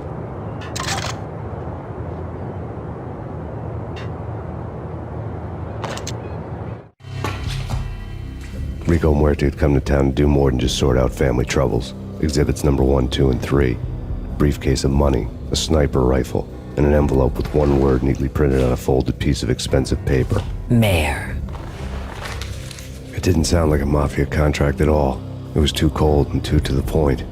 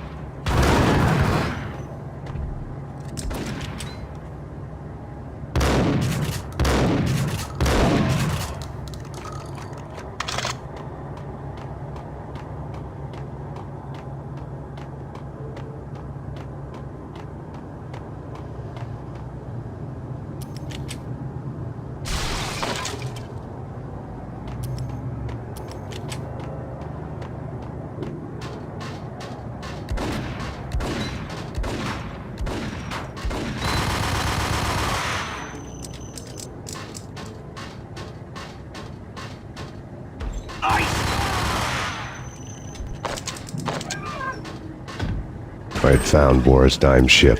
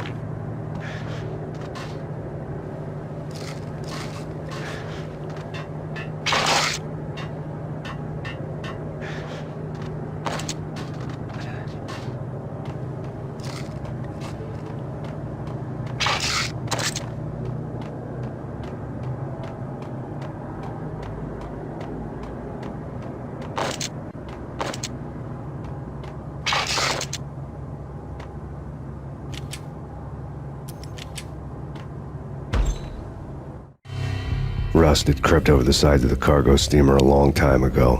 Boris Dime would be on board. I'd have to smoke half of his crew to even get near the gangplank. The guns were probably being kept in the hold, buried amidst the rats and oily water.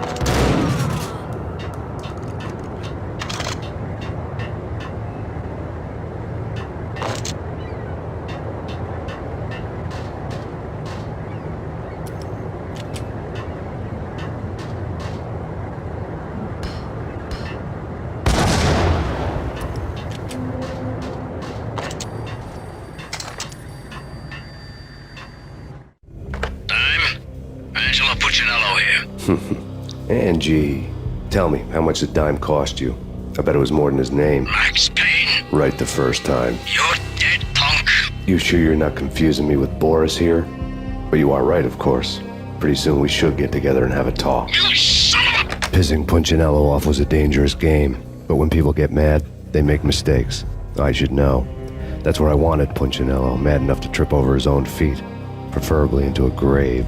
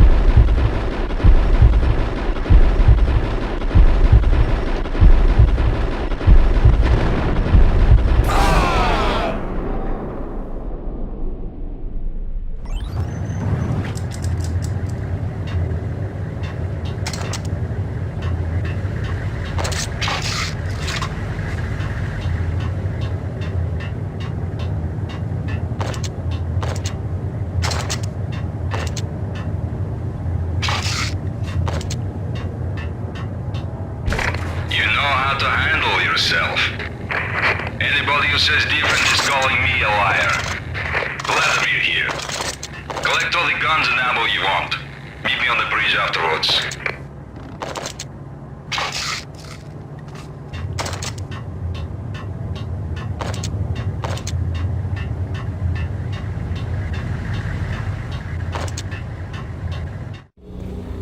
Did you get everything you need? Check. I owe you. Anything you need. This is my solo. When I'm through, Punchinello won't be anybody's problem anymore. Clear as vodka. But anytime you get between a rock and a hard place, just whistle. This could be the beginning of a beautiful friendship. You really get a bang out of this big-time gangster act, don't you? Even with all this firepower, I figured I couldn't get to Punchinello at his manor. I could only hope that he wouldn't pass a chance to hear me beg, to see he's won. This is Max Payne. I want to cut a deal. Payne, you're a dead man. That's what everybody keeps telling me. I got your ship and her cargo. I want to meet. No pain, no gain. Capiche? You know my restaurant? Yeah, I know it. 1 hour. Punchinello's restaurant had seen better days. Snow was falling like ashes from post-apocalyptic skies, but that was outside. Things would soon get hot in the Don's restaurant. I knew it was a long shot, Angelo Punchinello actually showing up, but there was no crime in hoping.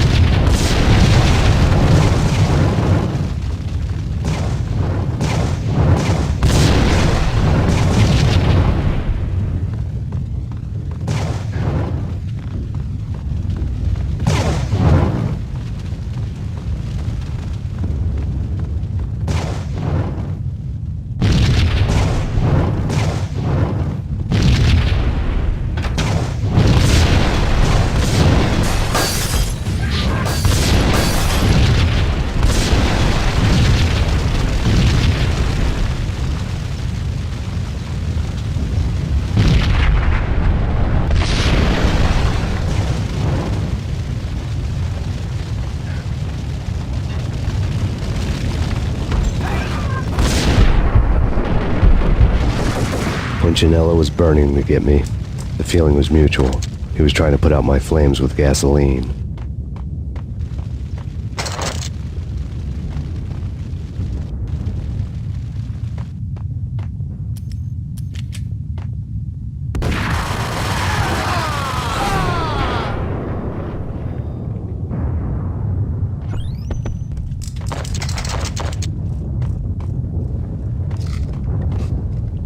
The mobsters have been guarding a real treasure.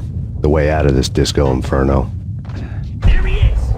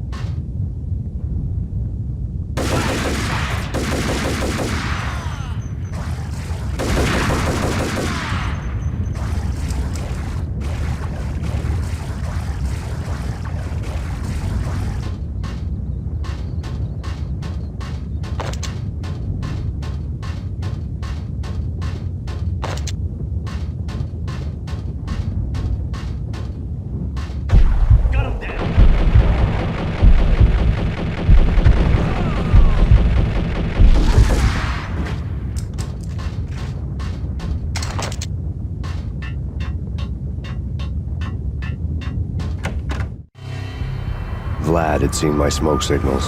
The Mercedes was revving to go, almost drowning out the banshee wail of the sirens. You coming? We'll drop you off at the Punchinello Manor. Sounds good to me. When this is over, look me up. I could use a professional like you. I'll keep that in mind. The night groaned with cold. The garden lights flickered nervously. In their light, the falling snow was dead white before the darkness ate it up. I had heard the stories. The trio were mad dogs.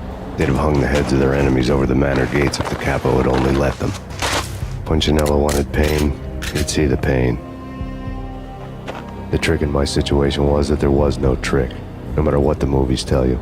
No rules, no secret mantra, no roadmap. It wasn't about how smart or how good you were.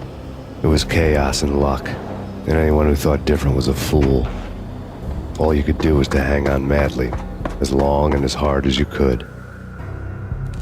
Someone had graciously left the back door open for me and killed the guards. My money was on Mona. I knew the trio would be standing between me and Punchinello. I had read their rap sheets, thick as phone books. No one would be walking out of here alive. The numbing cold of the broken night had followed me in.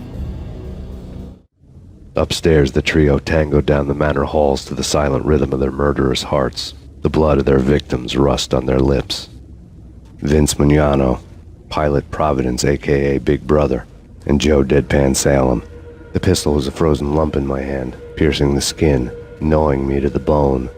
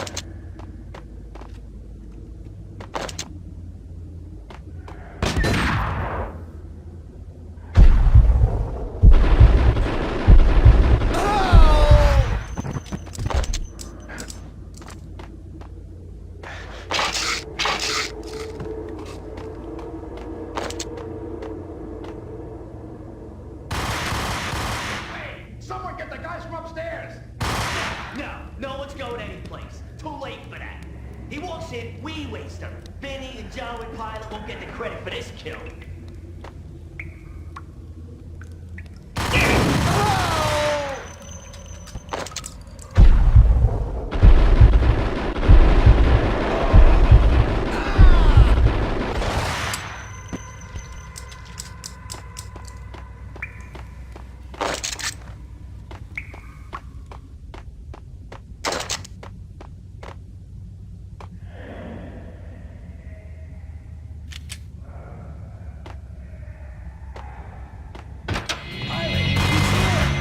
It didn't take me long to run into the trio. The word on Lisa Punchinello was that she was a bit of a witch. The tarot cards on the kitchen table fit the picture. They weren't my kind of cards, but I was willing to take a crack at the hand Mrs. Punchinello had dealt. The first card was the tower. Maybe that was supposed to be the manor. It got easy after that. The devil was the master of the house, and death was me, coming for him.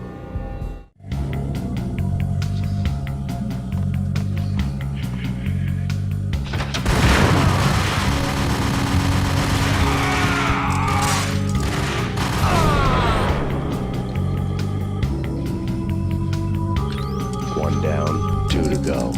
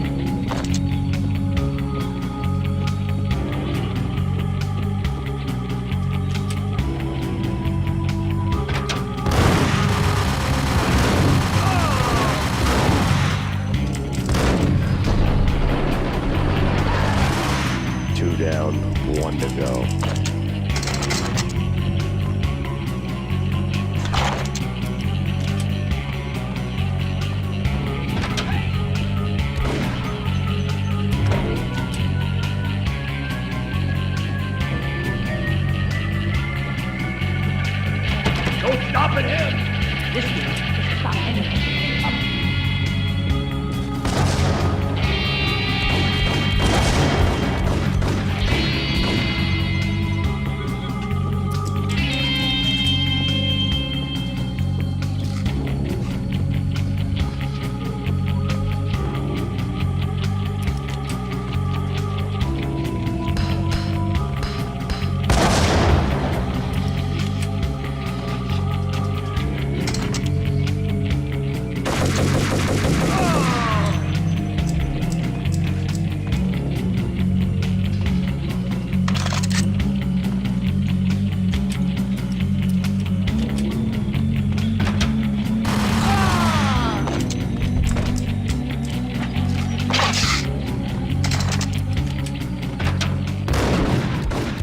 It was too late for her.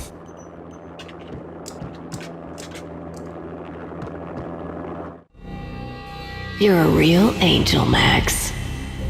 I couldn't tell whether it was Mona or her sister. The body was a mess. The sick bastard had really gotten a kick out of it. Seeing her lying there got me thinking about another woman's body on another bed.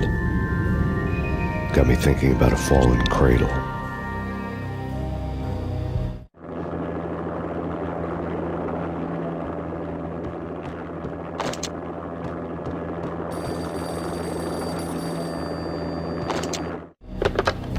Max Payne. Talk to me. Alfred Woden. You've got company. An armed helicopter just landed on the manor grounds. You must hurry. The more the merrier.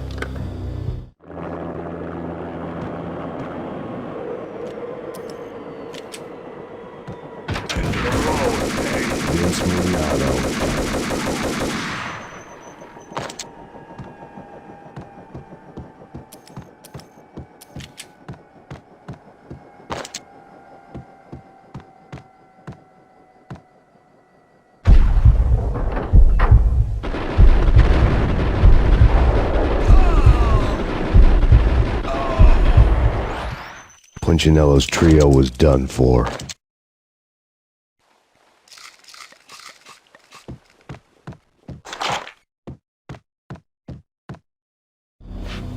Outside my door. Hurry. He's coming for me. You gotta hurry. Please. I could hear Punchinello on the phone begging for help. He should have been saying his goodbyes. Punchinello was a pushover. The moment I stepped into the room, he folded like a deuce before a royal flush. No, wait. I was just doing what I was told. I couldn't refuse. She's someone high up. Government, maybe. I don't know. He was trying to buy more sand for his hourglass. I wasn't selling any.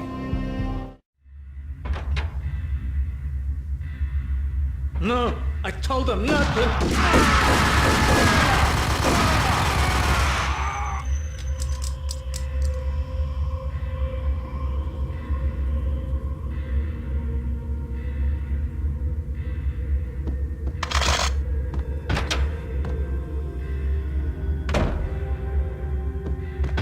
Drop it. Don't move. Game over, Max Payne.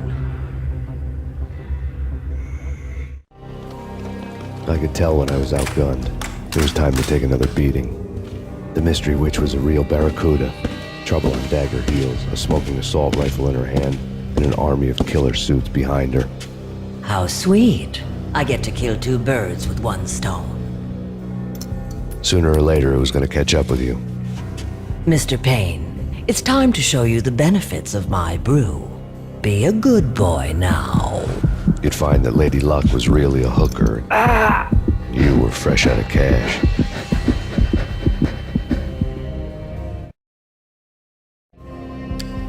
Gentlemen, we're done here. Take me to Cold Steel. She had just given me an OD of Valkyr. I could feel green fire eating my brains. They turned to steam. They did a fade on me. I'd never had a chance.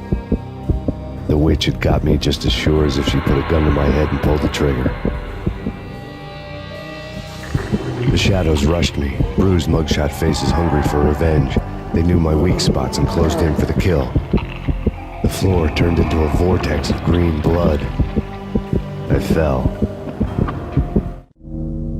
The flesh of fallen angels.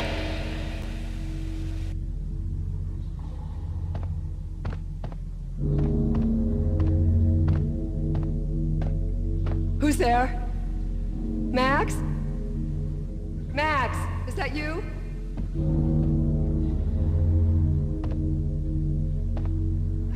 Max?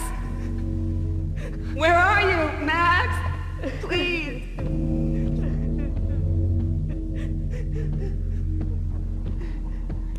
No, please, Max, no! I'm sorry. Please don't, Max, no, please.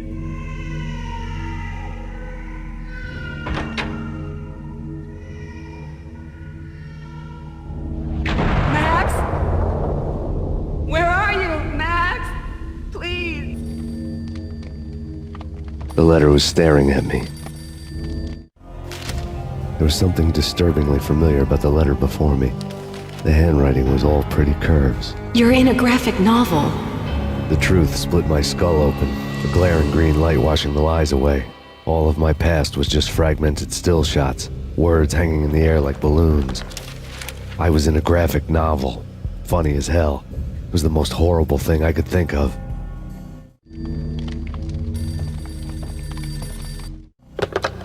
Bartender is shiny stuff and dreams are made of stooped necromancers. He sings like a banana wrist, having strayed too close to the constellations on their shaved skulls. There was a bad line in a prank call. Someone spouting insane babble. I couldn't make sense of it. But I had an overwhelming sense of deja vu. The caller's voice sounded oddly familiar.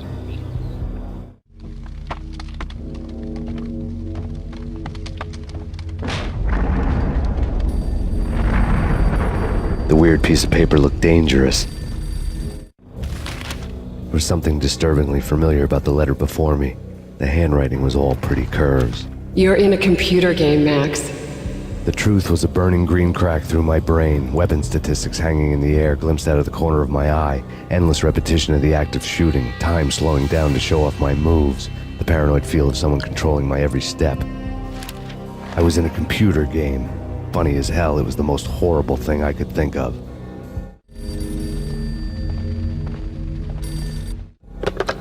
Don't lose it. It's Valkyr. The drug. Snap out of it. Try to remember. It was a bad line in a prank call, someone spouting insane babble. I couldn't make sense of it. But I had an overwhelming sense of deja vu, and the caller's voice sounded oddly familiar.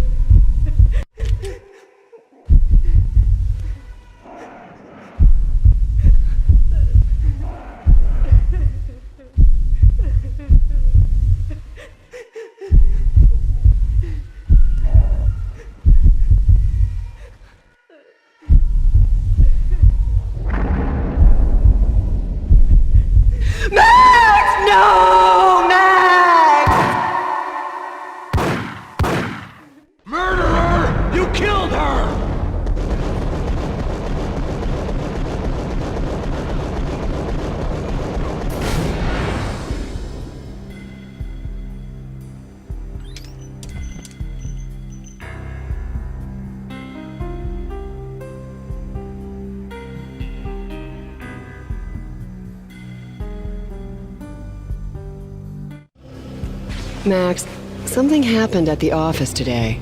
A strange memo. Something about Vikings. Honey, I gotta run. You can tell me all about it this evening. Have a nice day, darling. The bullet holes were rubies on her chest, blood glowing on her ivory skin. She was so beautiful. The killer was smiling. The flesh of fallen angels.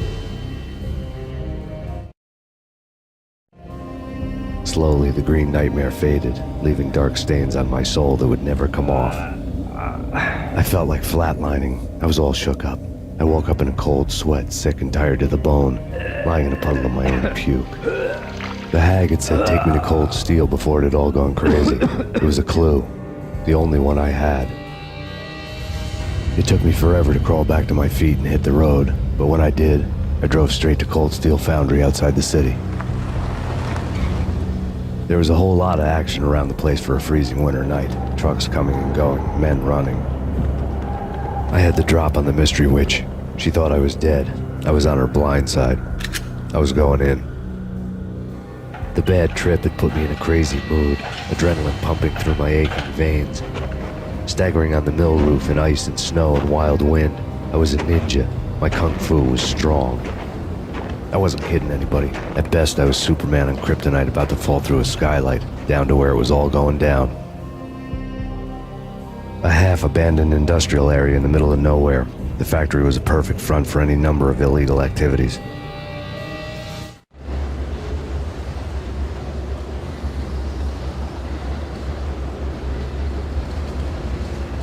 In the belly of the plant, molten metal boiled and bubbled like a witch's brew.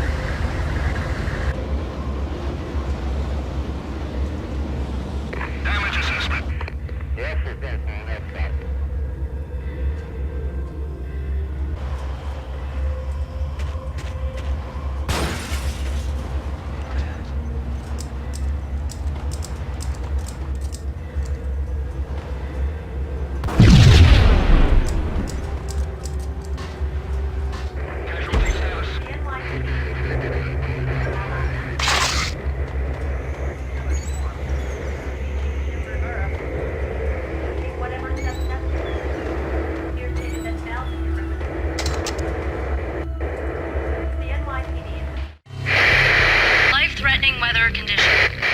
A record-breaking killer storm. In the city's history, vehicles stuck in snow. Heavy snowfall. Forecast shows severe weather is expected to continue. Out in the night, snow fell like confetti over the Devil's Parade. The storm was anything but over.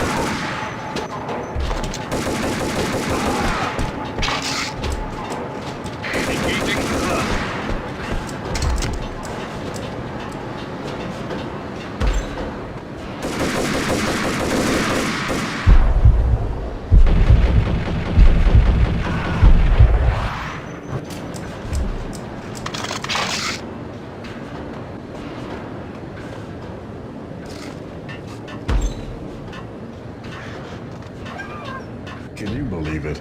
I bet they sleep with their...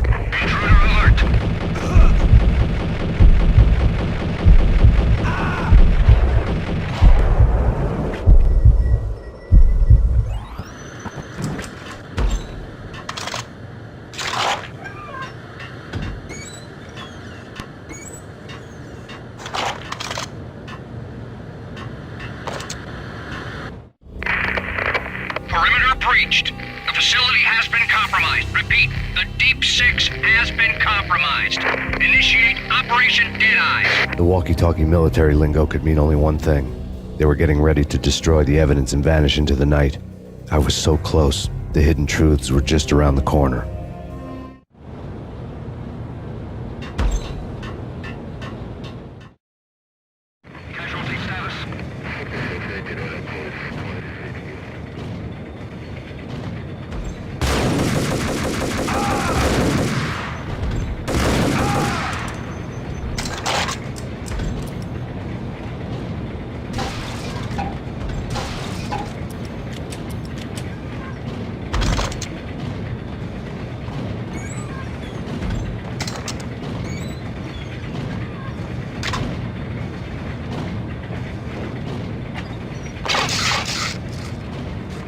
The folder on the table told a grim tale. The mercenaries were running a tight operation, paperwork and all. Merchandise missing again. A chemist had tried to smuggle it out for his own private party. Locked him up in cell B7 in D6's old test facility to wait for proper processing. I was close enough to hear the secrets, just beyond the next doorway.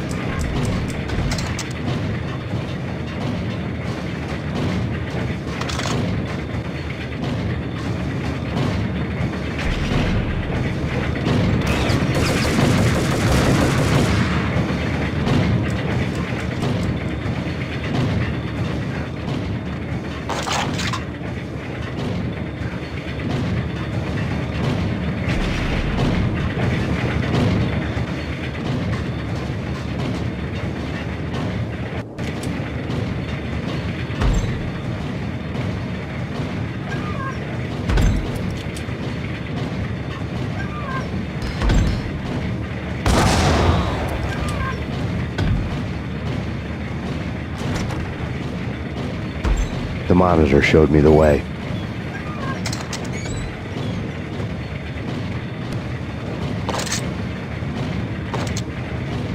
Processing diagrams filled the control room screens, all but one.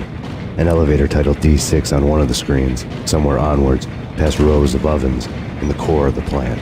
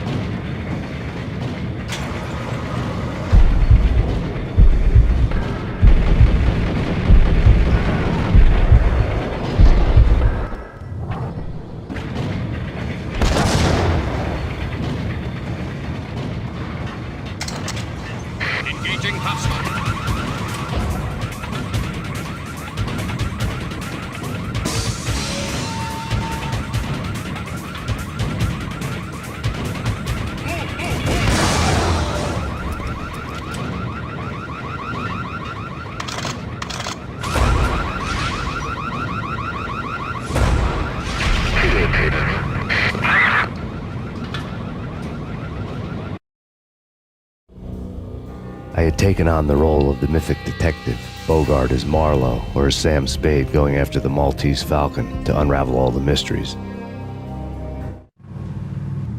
Following a path of clues to that final revelation, even if it would take me down to the cold, cavernous depths of a grave.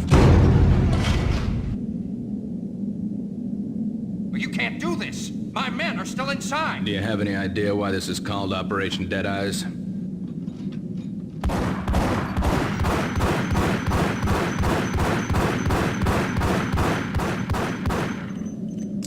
I think he's dead already. Let's do it.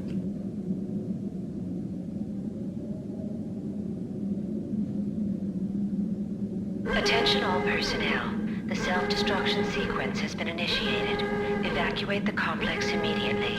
Repeat, We've got company. The self-destruction sequence has been initiated. Proceed to the nearest exit immediately.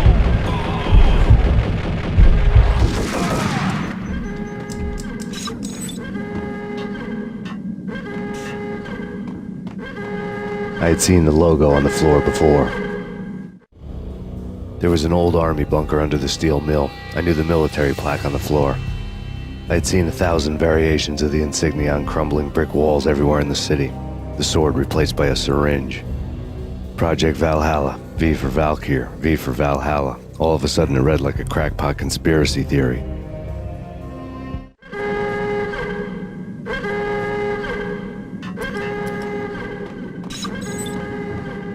Abort! The self-destruction sequence is pulled!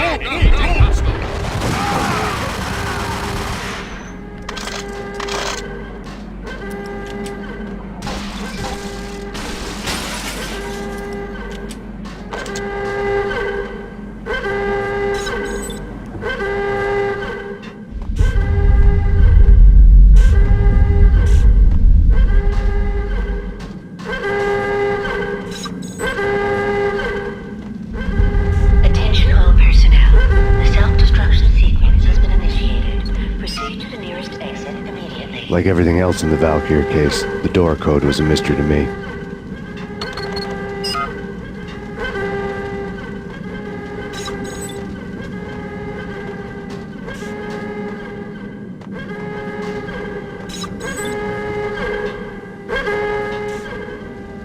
Decontamination in progress. The chemist had been using the workstation when he died. The half-life of the lab rat had ended online, his password blinking on the screen. 665, the neighbor of the beast.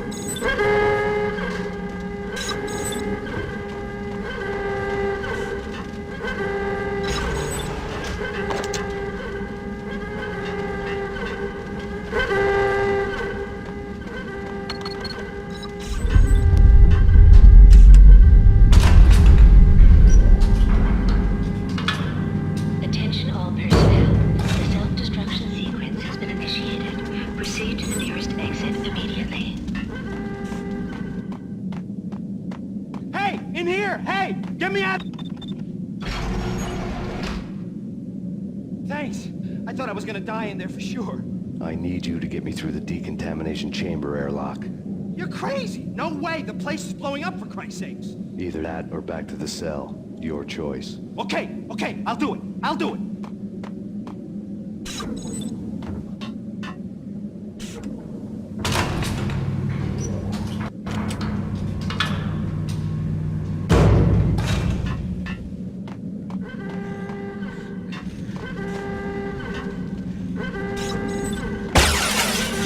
We're dead! We're dead! Go, go!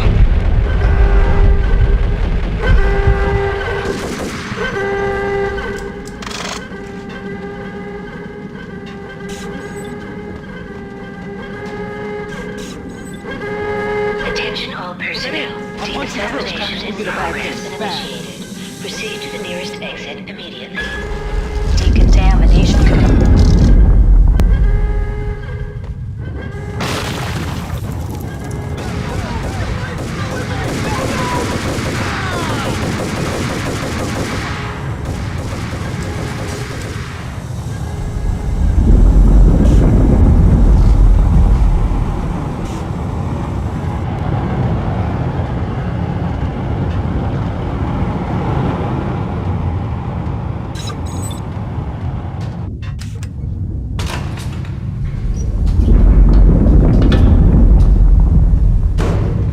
was caught in the middle of the deadly web that was the Valkyr case.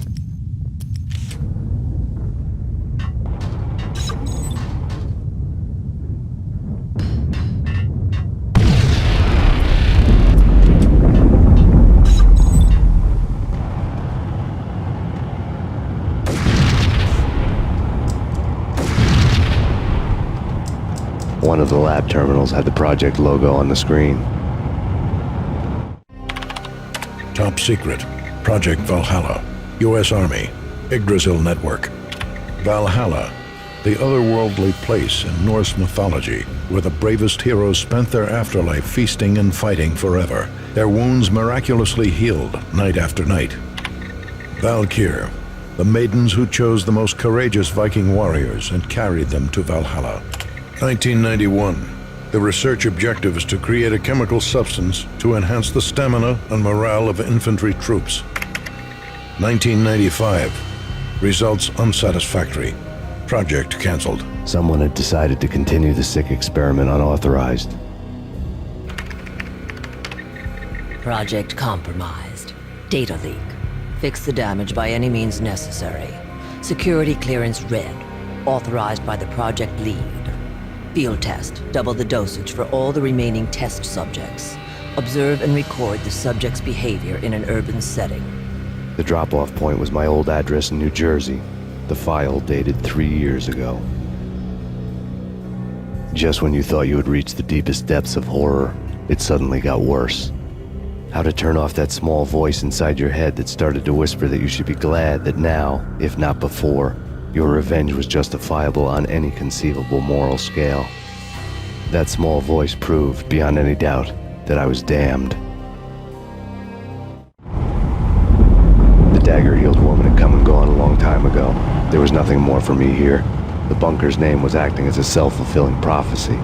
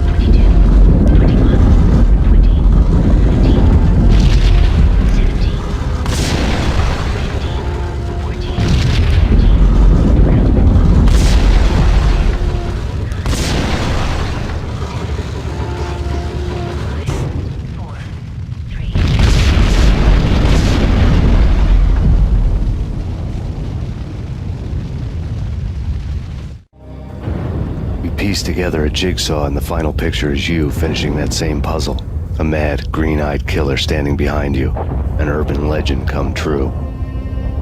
The Project Valhalla test subjects had been the mad junkies who had murdered my loved ones. The rest was simple body count math. It all pointed to her. Ms. Valkyr. The factory went up in a fiery inferno behind me. All my leads were dead, turned to smoke and dust. I had lost my way. I hadn't slept in a million years.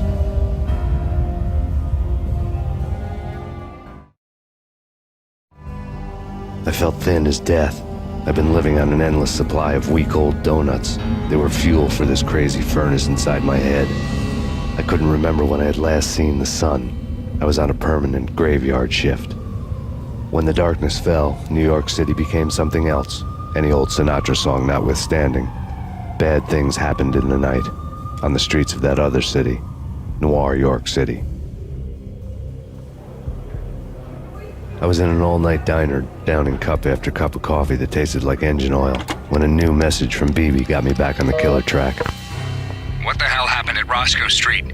Maxie, I'm going out on a limb here. We need to talk this through, come up with a plan. 2:30 a.m., the Choir Communications Garage. The more I thought about Alex's murder and the frame-up, the more it felt like an inside job. I should have seen it coming. BB had sold me out, and now he wanted to finish what he'd started. The garage was dead. BB showed up in his tailor-made suit, gold watch, and cufflinks to match, all way beyond a cop's pay. Maxie. Oozing suave charm, he was guilty as hell. What the hell does BB stand for anyway? Backstabbing bastard? Come on, don't be like that. Have a cigar. I don't smoke. Maxie, you have no idea how big this is. It's huge. You have no idea. I think I do. You're a bribe-taking bent cop who sold out his partner. Those mobsters in the subway were a dead giveaway. Hard to miss. Bet it was exactly like this with Alex. Up close and personal. You can't win this one, Max. No, but I can make damn sure none of you do either. BB turned out to be another cardboard cutout bad guy.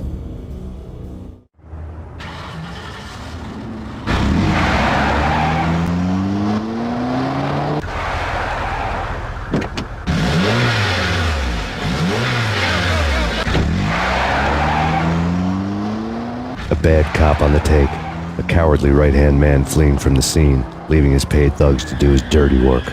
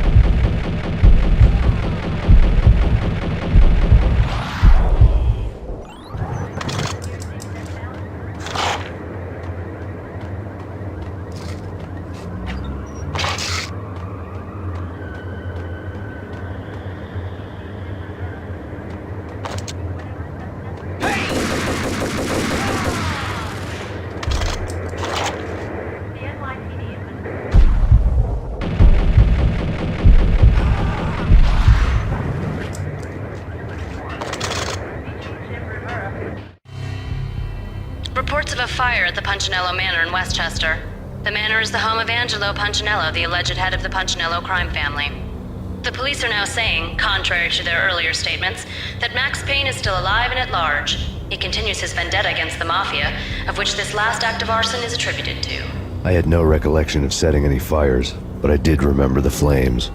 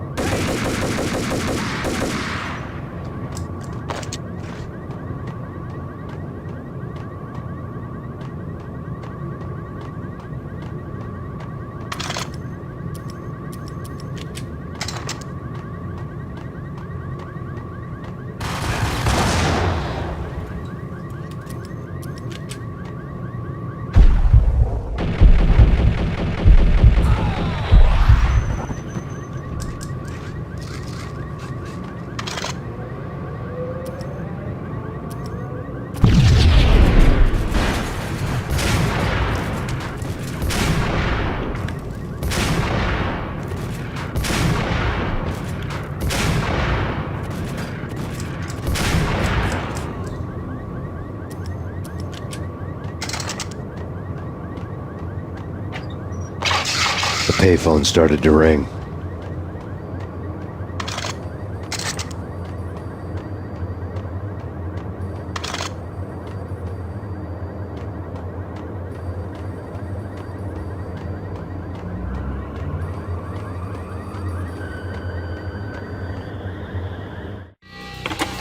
Yeah. Max Payne? Whatever does it for you. This is Alfred Woden. I can give you the name of your enemy. Come to the Asgard building presently. We are expecting you.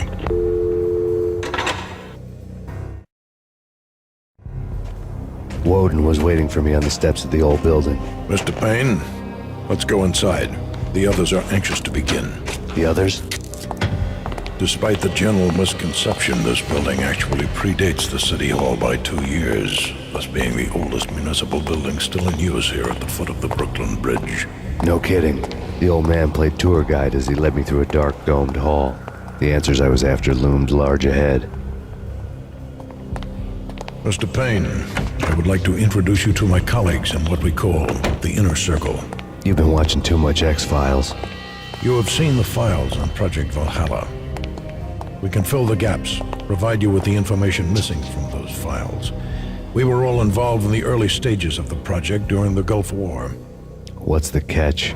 We would very much like to blow this thing wide open, but our hands are tied. Her name is Nicole Horn. She was the key figure in Project Valhalla. When the funding was discontinued, she simply refused to quit. She knew exactly what she had in her hands. Nicole Horn is the president of Acer Corporation. She has more than half the city in her pocket. This must be kept under wraps.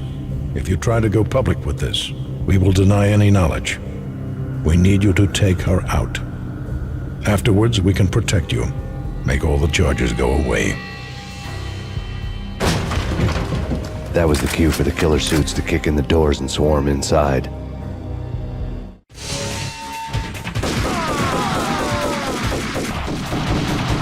It was an impressive floor show, but I decided to leave early anyway.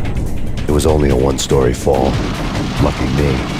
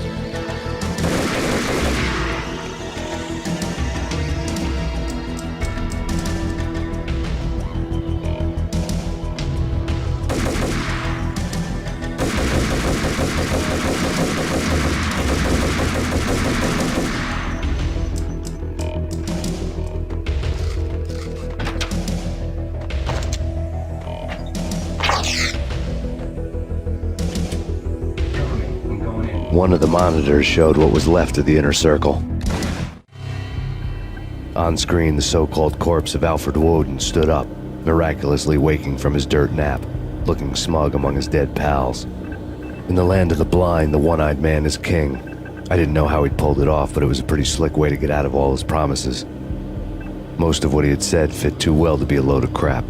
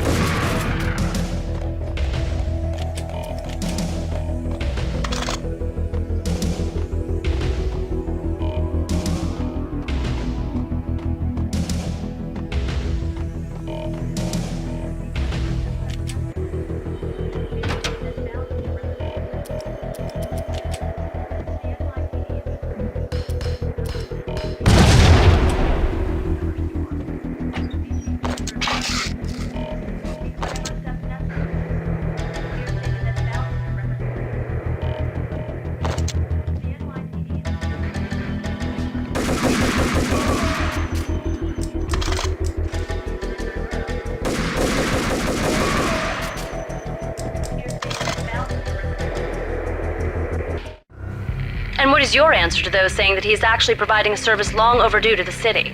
This crusade nonsense has gone too far. He's out of control. It must stop. He will be stopped. That was Deputy Chief Jim Rivera from the New York City Police Department.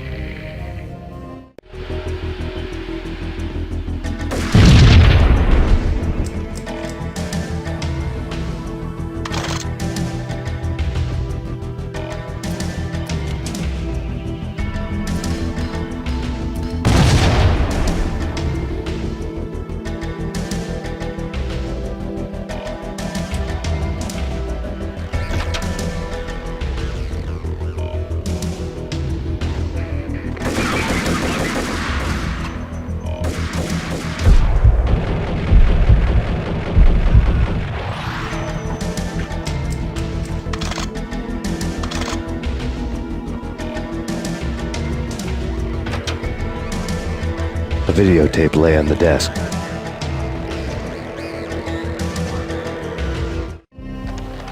Nicole Horn had blackmailed the inner circle into silence. The tape came with a curt extortion note on a piece of expensive paper.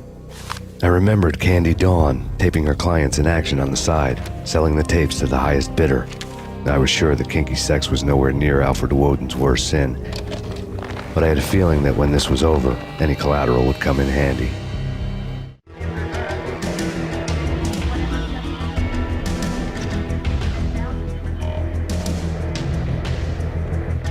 Woden had left me a present.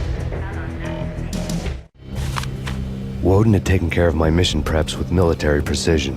The critical areas in the Acer Corporation headquarters blueprints were circled in red. The president's office was at the top of the building, right below her penthouse suite. The elevators were controlled by a security computer, part of the mainframe located underground below the building. The high-rise was sealed as tight as a sci-fi fortress.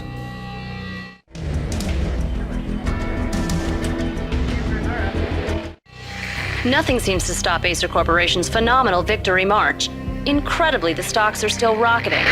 Worried experts already see a danger in the company's success. Some have gone as far as to say that Acer Corporation is about to become an even bigger monopoly than Microsoft ever was.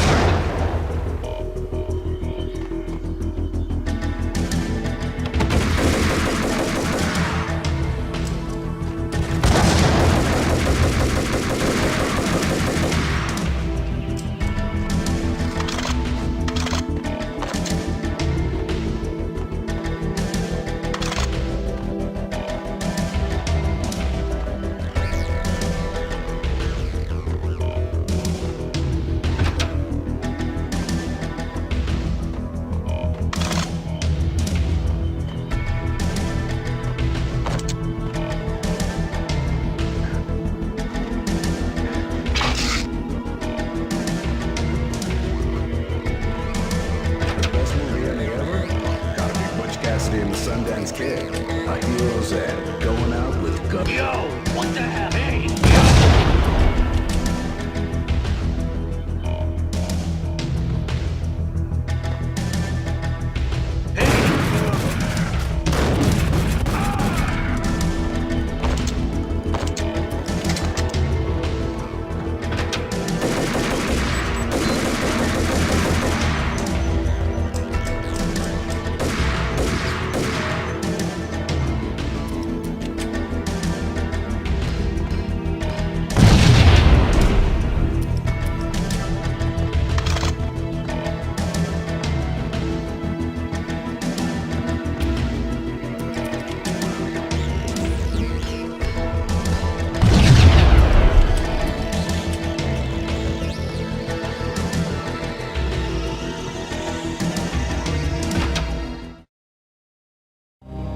I had dreamed of revenge. Those dreams were always nightmares, of coming close and then failing. Now I was close. I had a name to guide me, Nicole Horn. I had nothing to lose.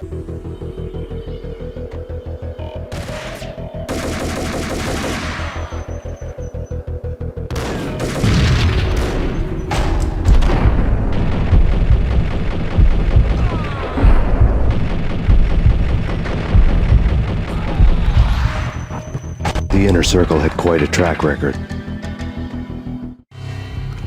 Project Valhalla had not been the only thing the Inner Circle had been involved in. There were rows of cabinets full of files. The Serpentine Secret Society went back a long way, always pulling strings from the shadows. I couldn't say I was sorry. Woden's move in some Byzantine power game had cut the Circle's membership roster to 1. The old man wanted me on cleanup duty. It was my mess too.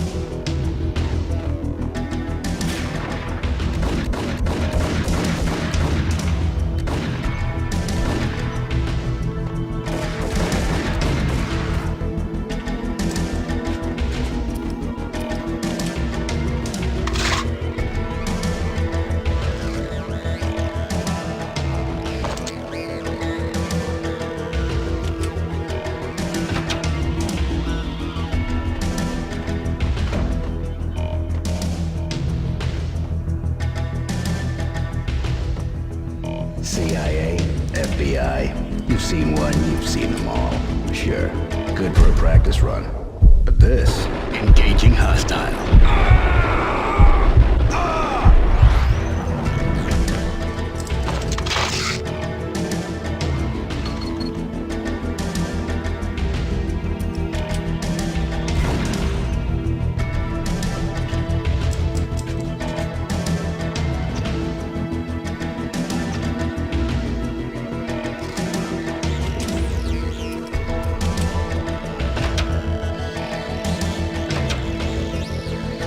Take him down.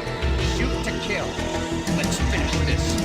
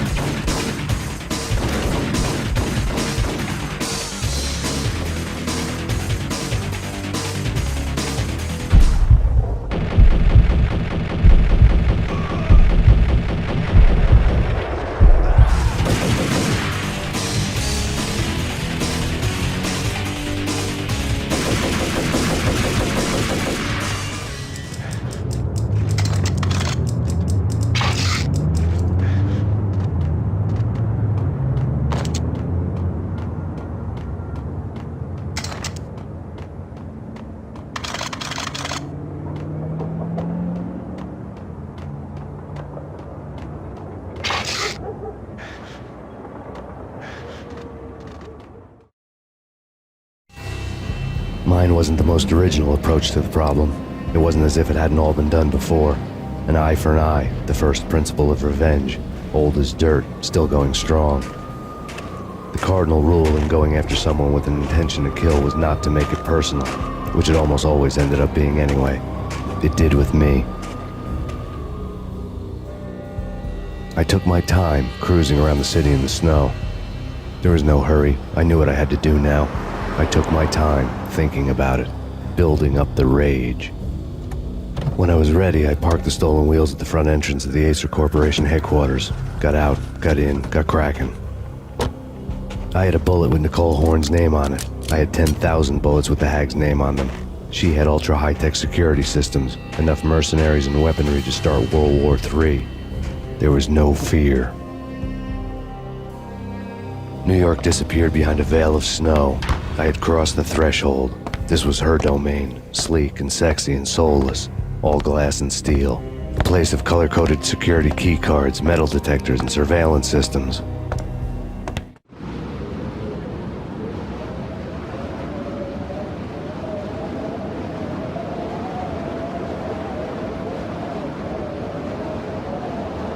Colder than a walk-in fridge. Cold as a gun.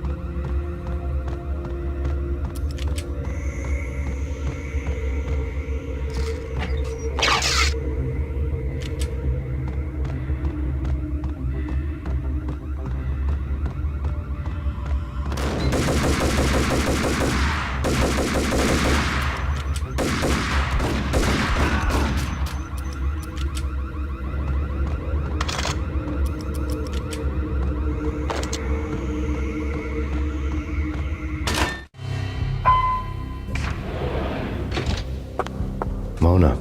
Looking good. Max, we gotta stop meeting like this. It will be a cold day in hell before I let a narc cop stop me. Miss Sachs, do your job. Relax, Max. You're a nice guy. I don't kill nice guys. You're not bad yourself. It was different when Horn wanted Punchinella dead, to cut her ties to the Mafia. He deserved to die. The same goes with her. She's the bad guy here. Her sister was whispering to her in my favor.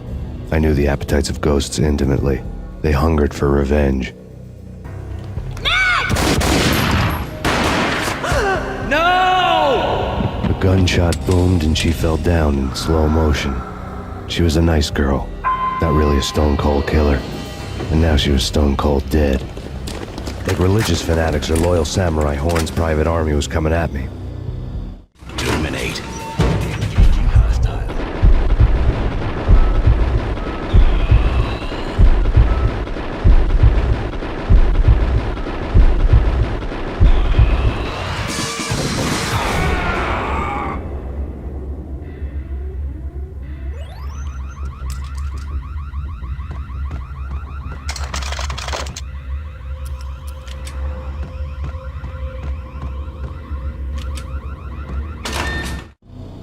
When the elevator came back down, Mona was gone. There was a lot of blood, but no body. Something clicked for the final time. My mind had never been so clear, as if somewhere high above the storm clouds were already gone, cold stars blazing from the black skies.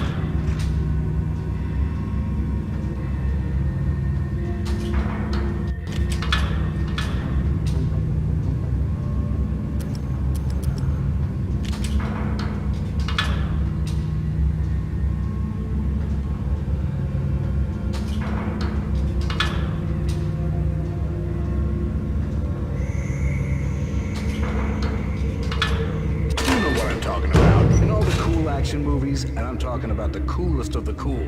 It always seems like time slows down. What the hell?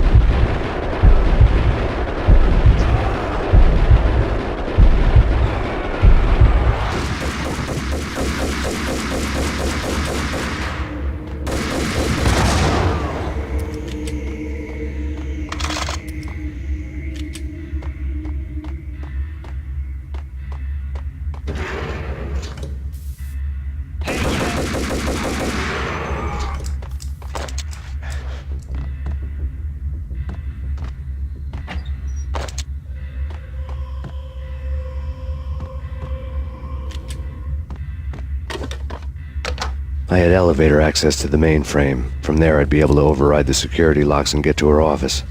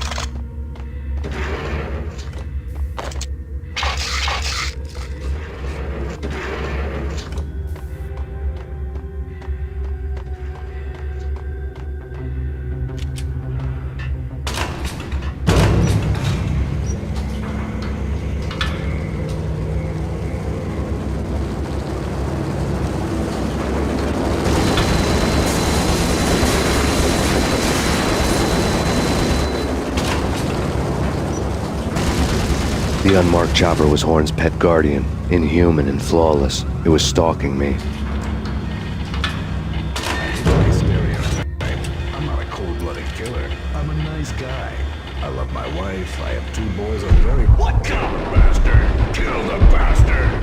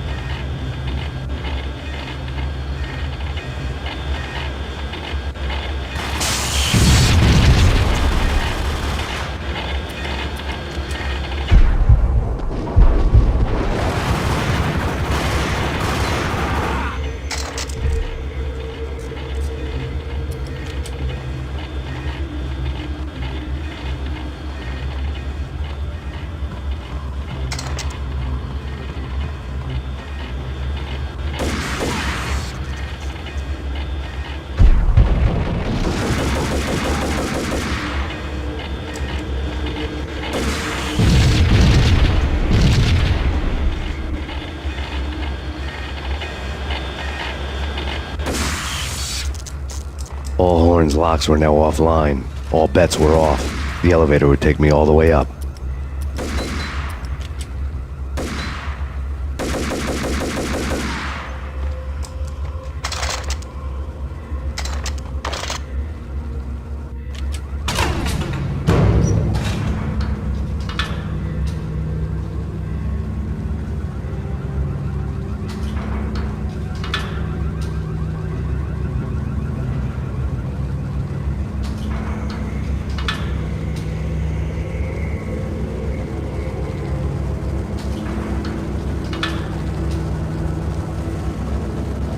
Seen from this height, the night seemed to stretch on to eternity.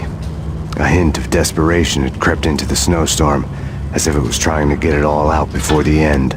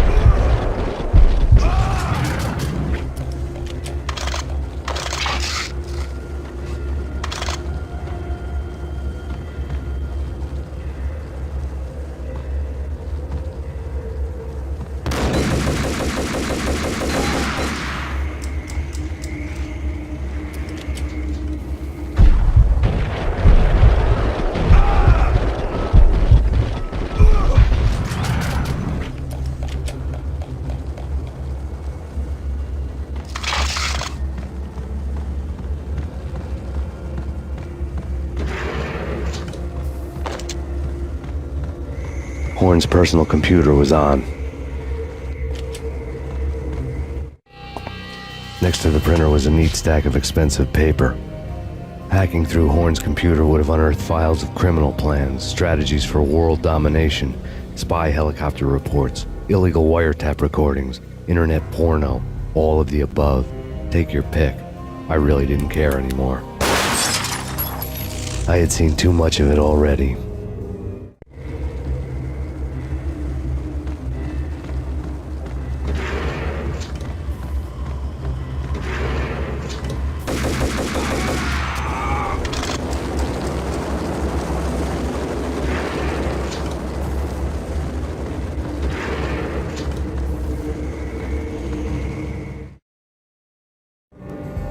Valkyr had been meant to be a white-winged maiden that would lift you to a warrior's heaven, but it turned out to be a one-way demon ride to hell.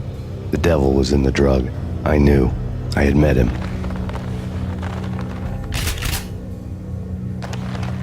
And now I was gonna kill her, the queen of the underworld who had tried to lift herself a bit closer to heaven with her drug money. No begging, no bribes. She knew better. Honor among killers. We who were about to die. Both of us knew how this would end, in pain and suffering. All this because your wife stuck her nose into things that were none of her business. The cops were coming to take me away. The sirens were like a bad conscience I couldn't shake. It's ridiculous you've made it this far. You won't be alive when they get here. Stop him!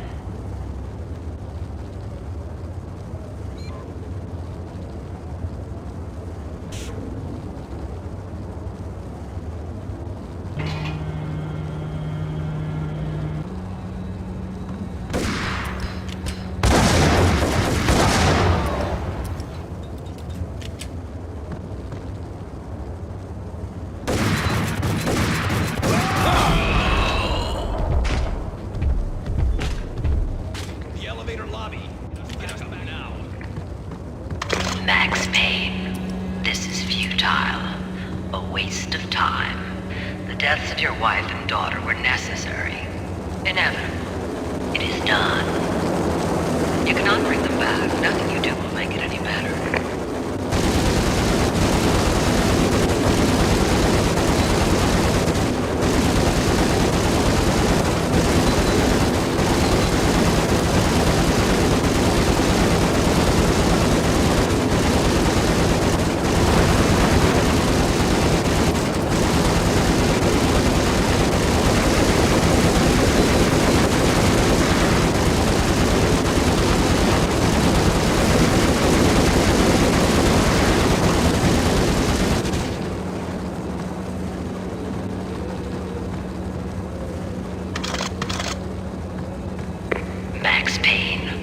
are fighting a losing battle. You cannot survive this. You will die. Stop fighting. Make it easy for yourself. Accept your fate. You will die here.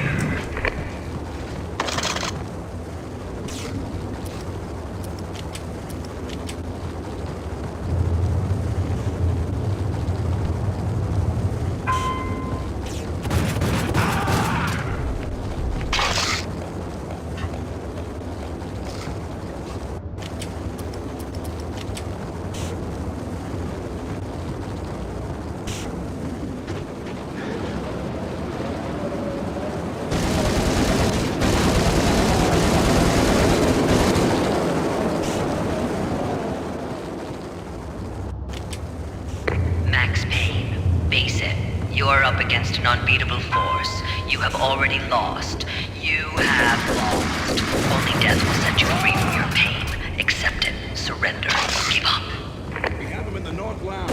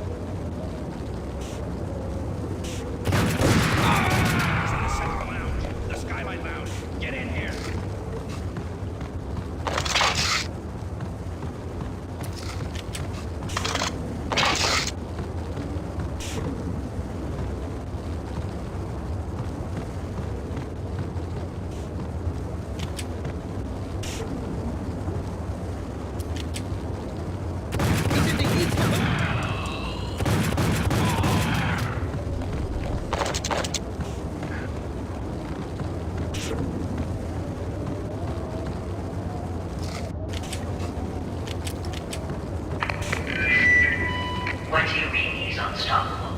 You are superior to him in every way that counts. You are better trained, better equipped. You outnumber him at least 20 to 1. Do your job.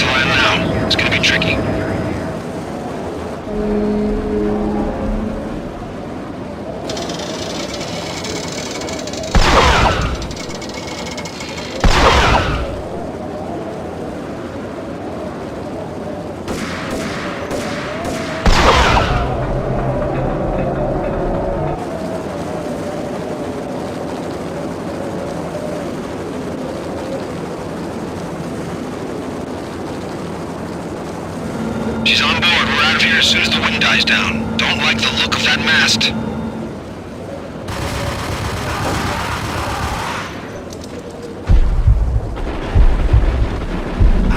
Lift off in 1 minute.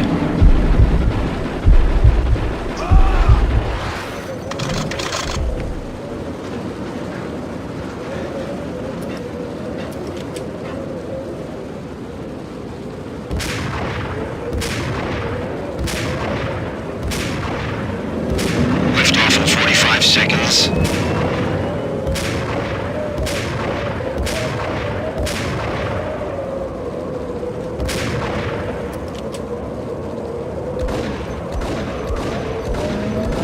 30 seconds to lift off.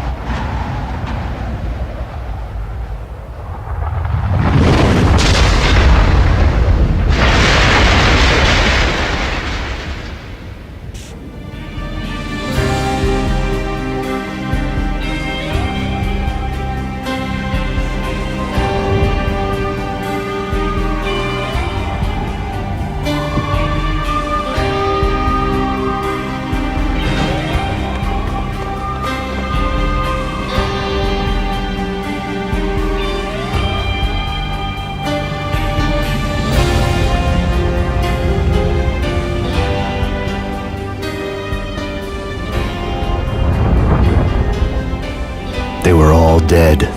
The final gunshot was an exclamation mark to everything that had led to this point. I released my finger from the trigger. And then it was all over. The storm seemed to lose its frenzy. The ragged clouds gave way to the stars above. Max Payne, this is Deputy Chief Jim Bravura from the NYPD. We've got the building surrounded. Throw down your weapons and lie down with your hands behind your head. A bit closer to heaven.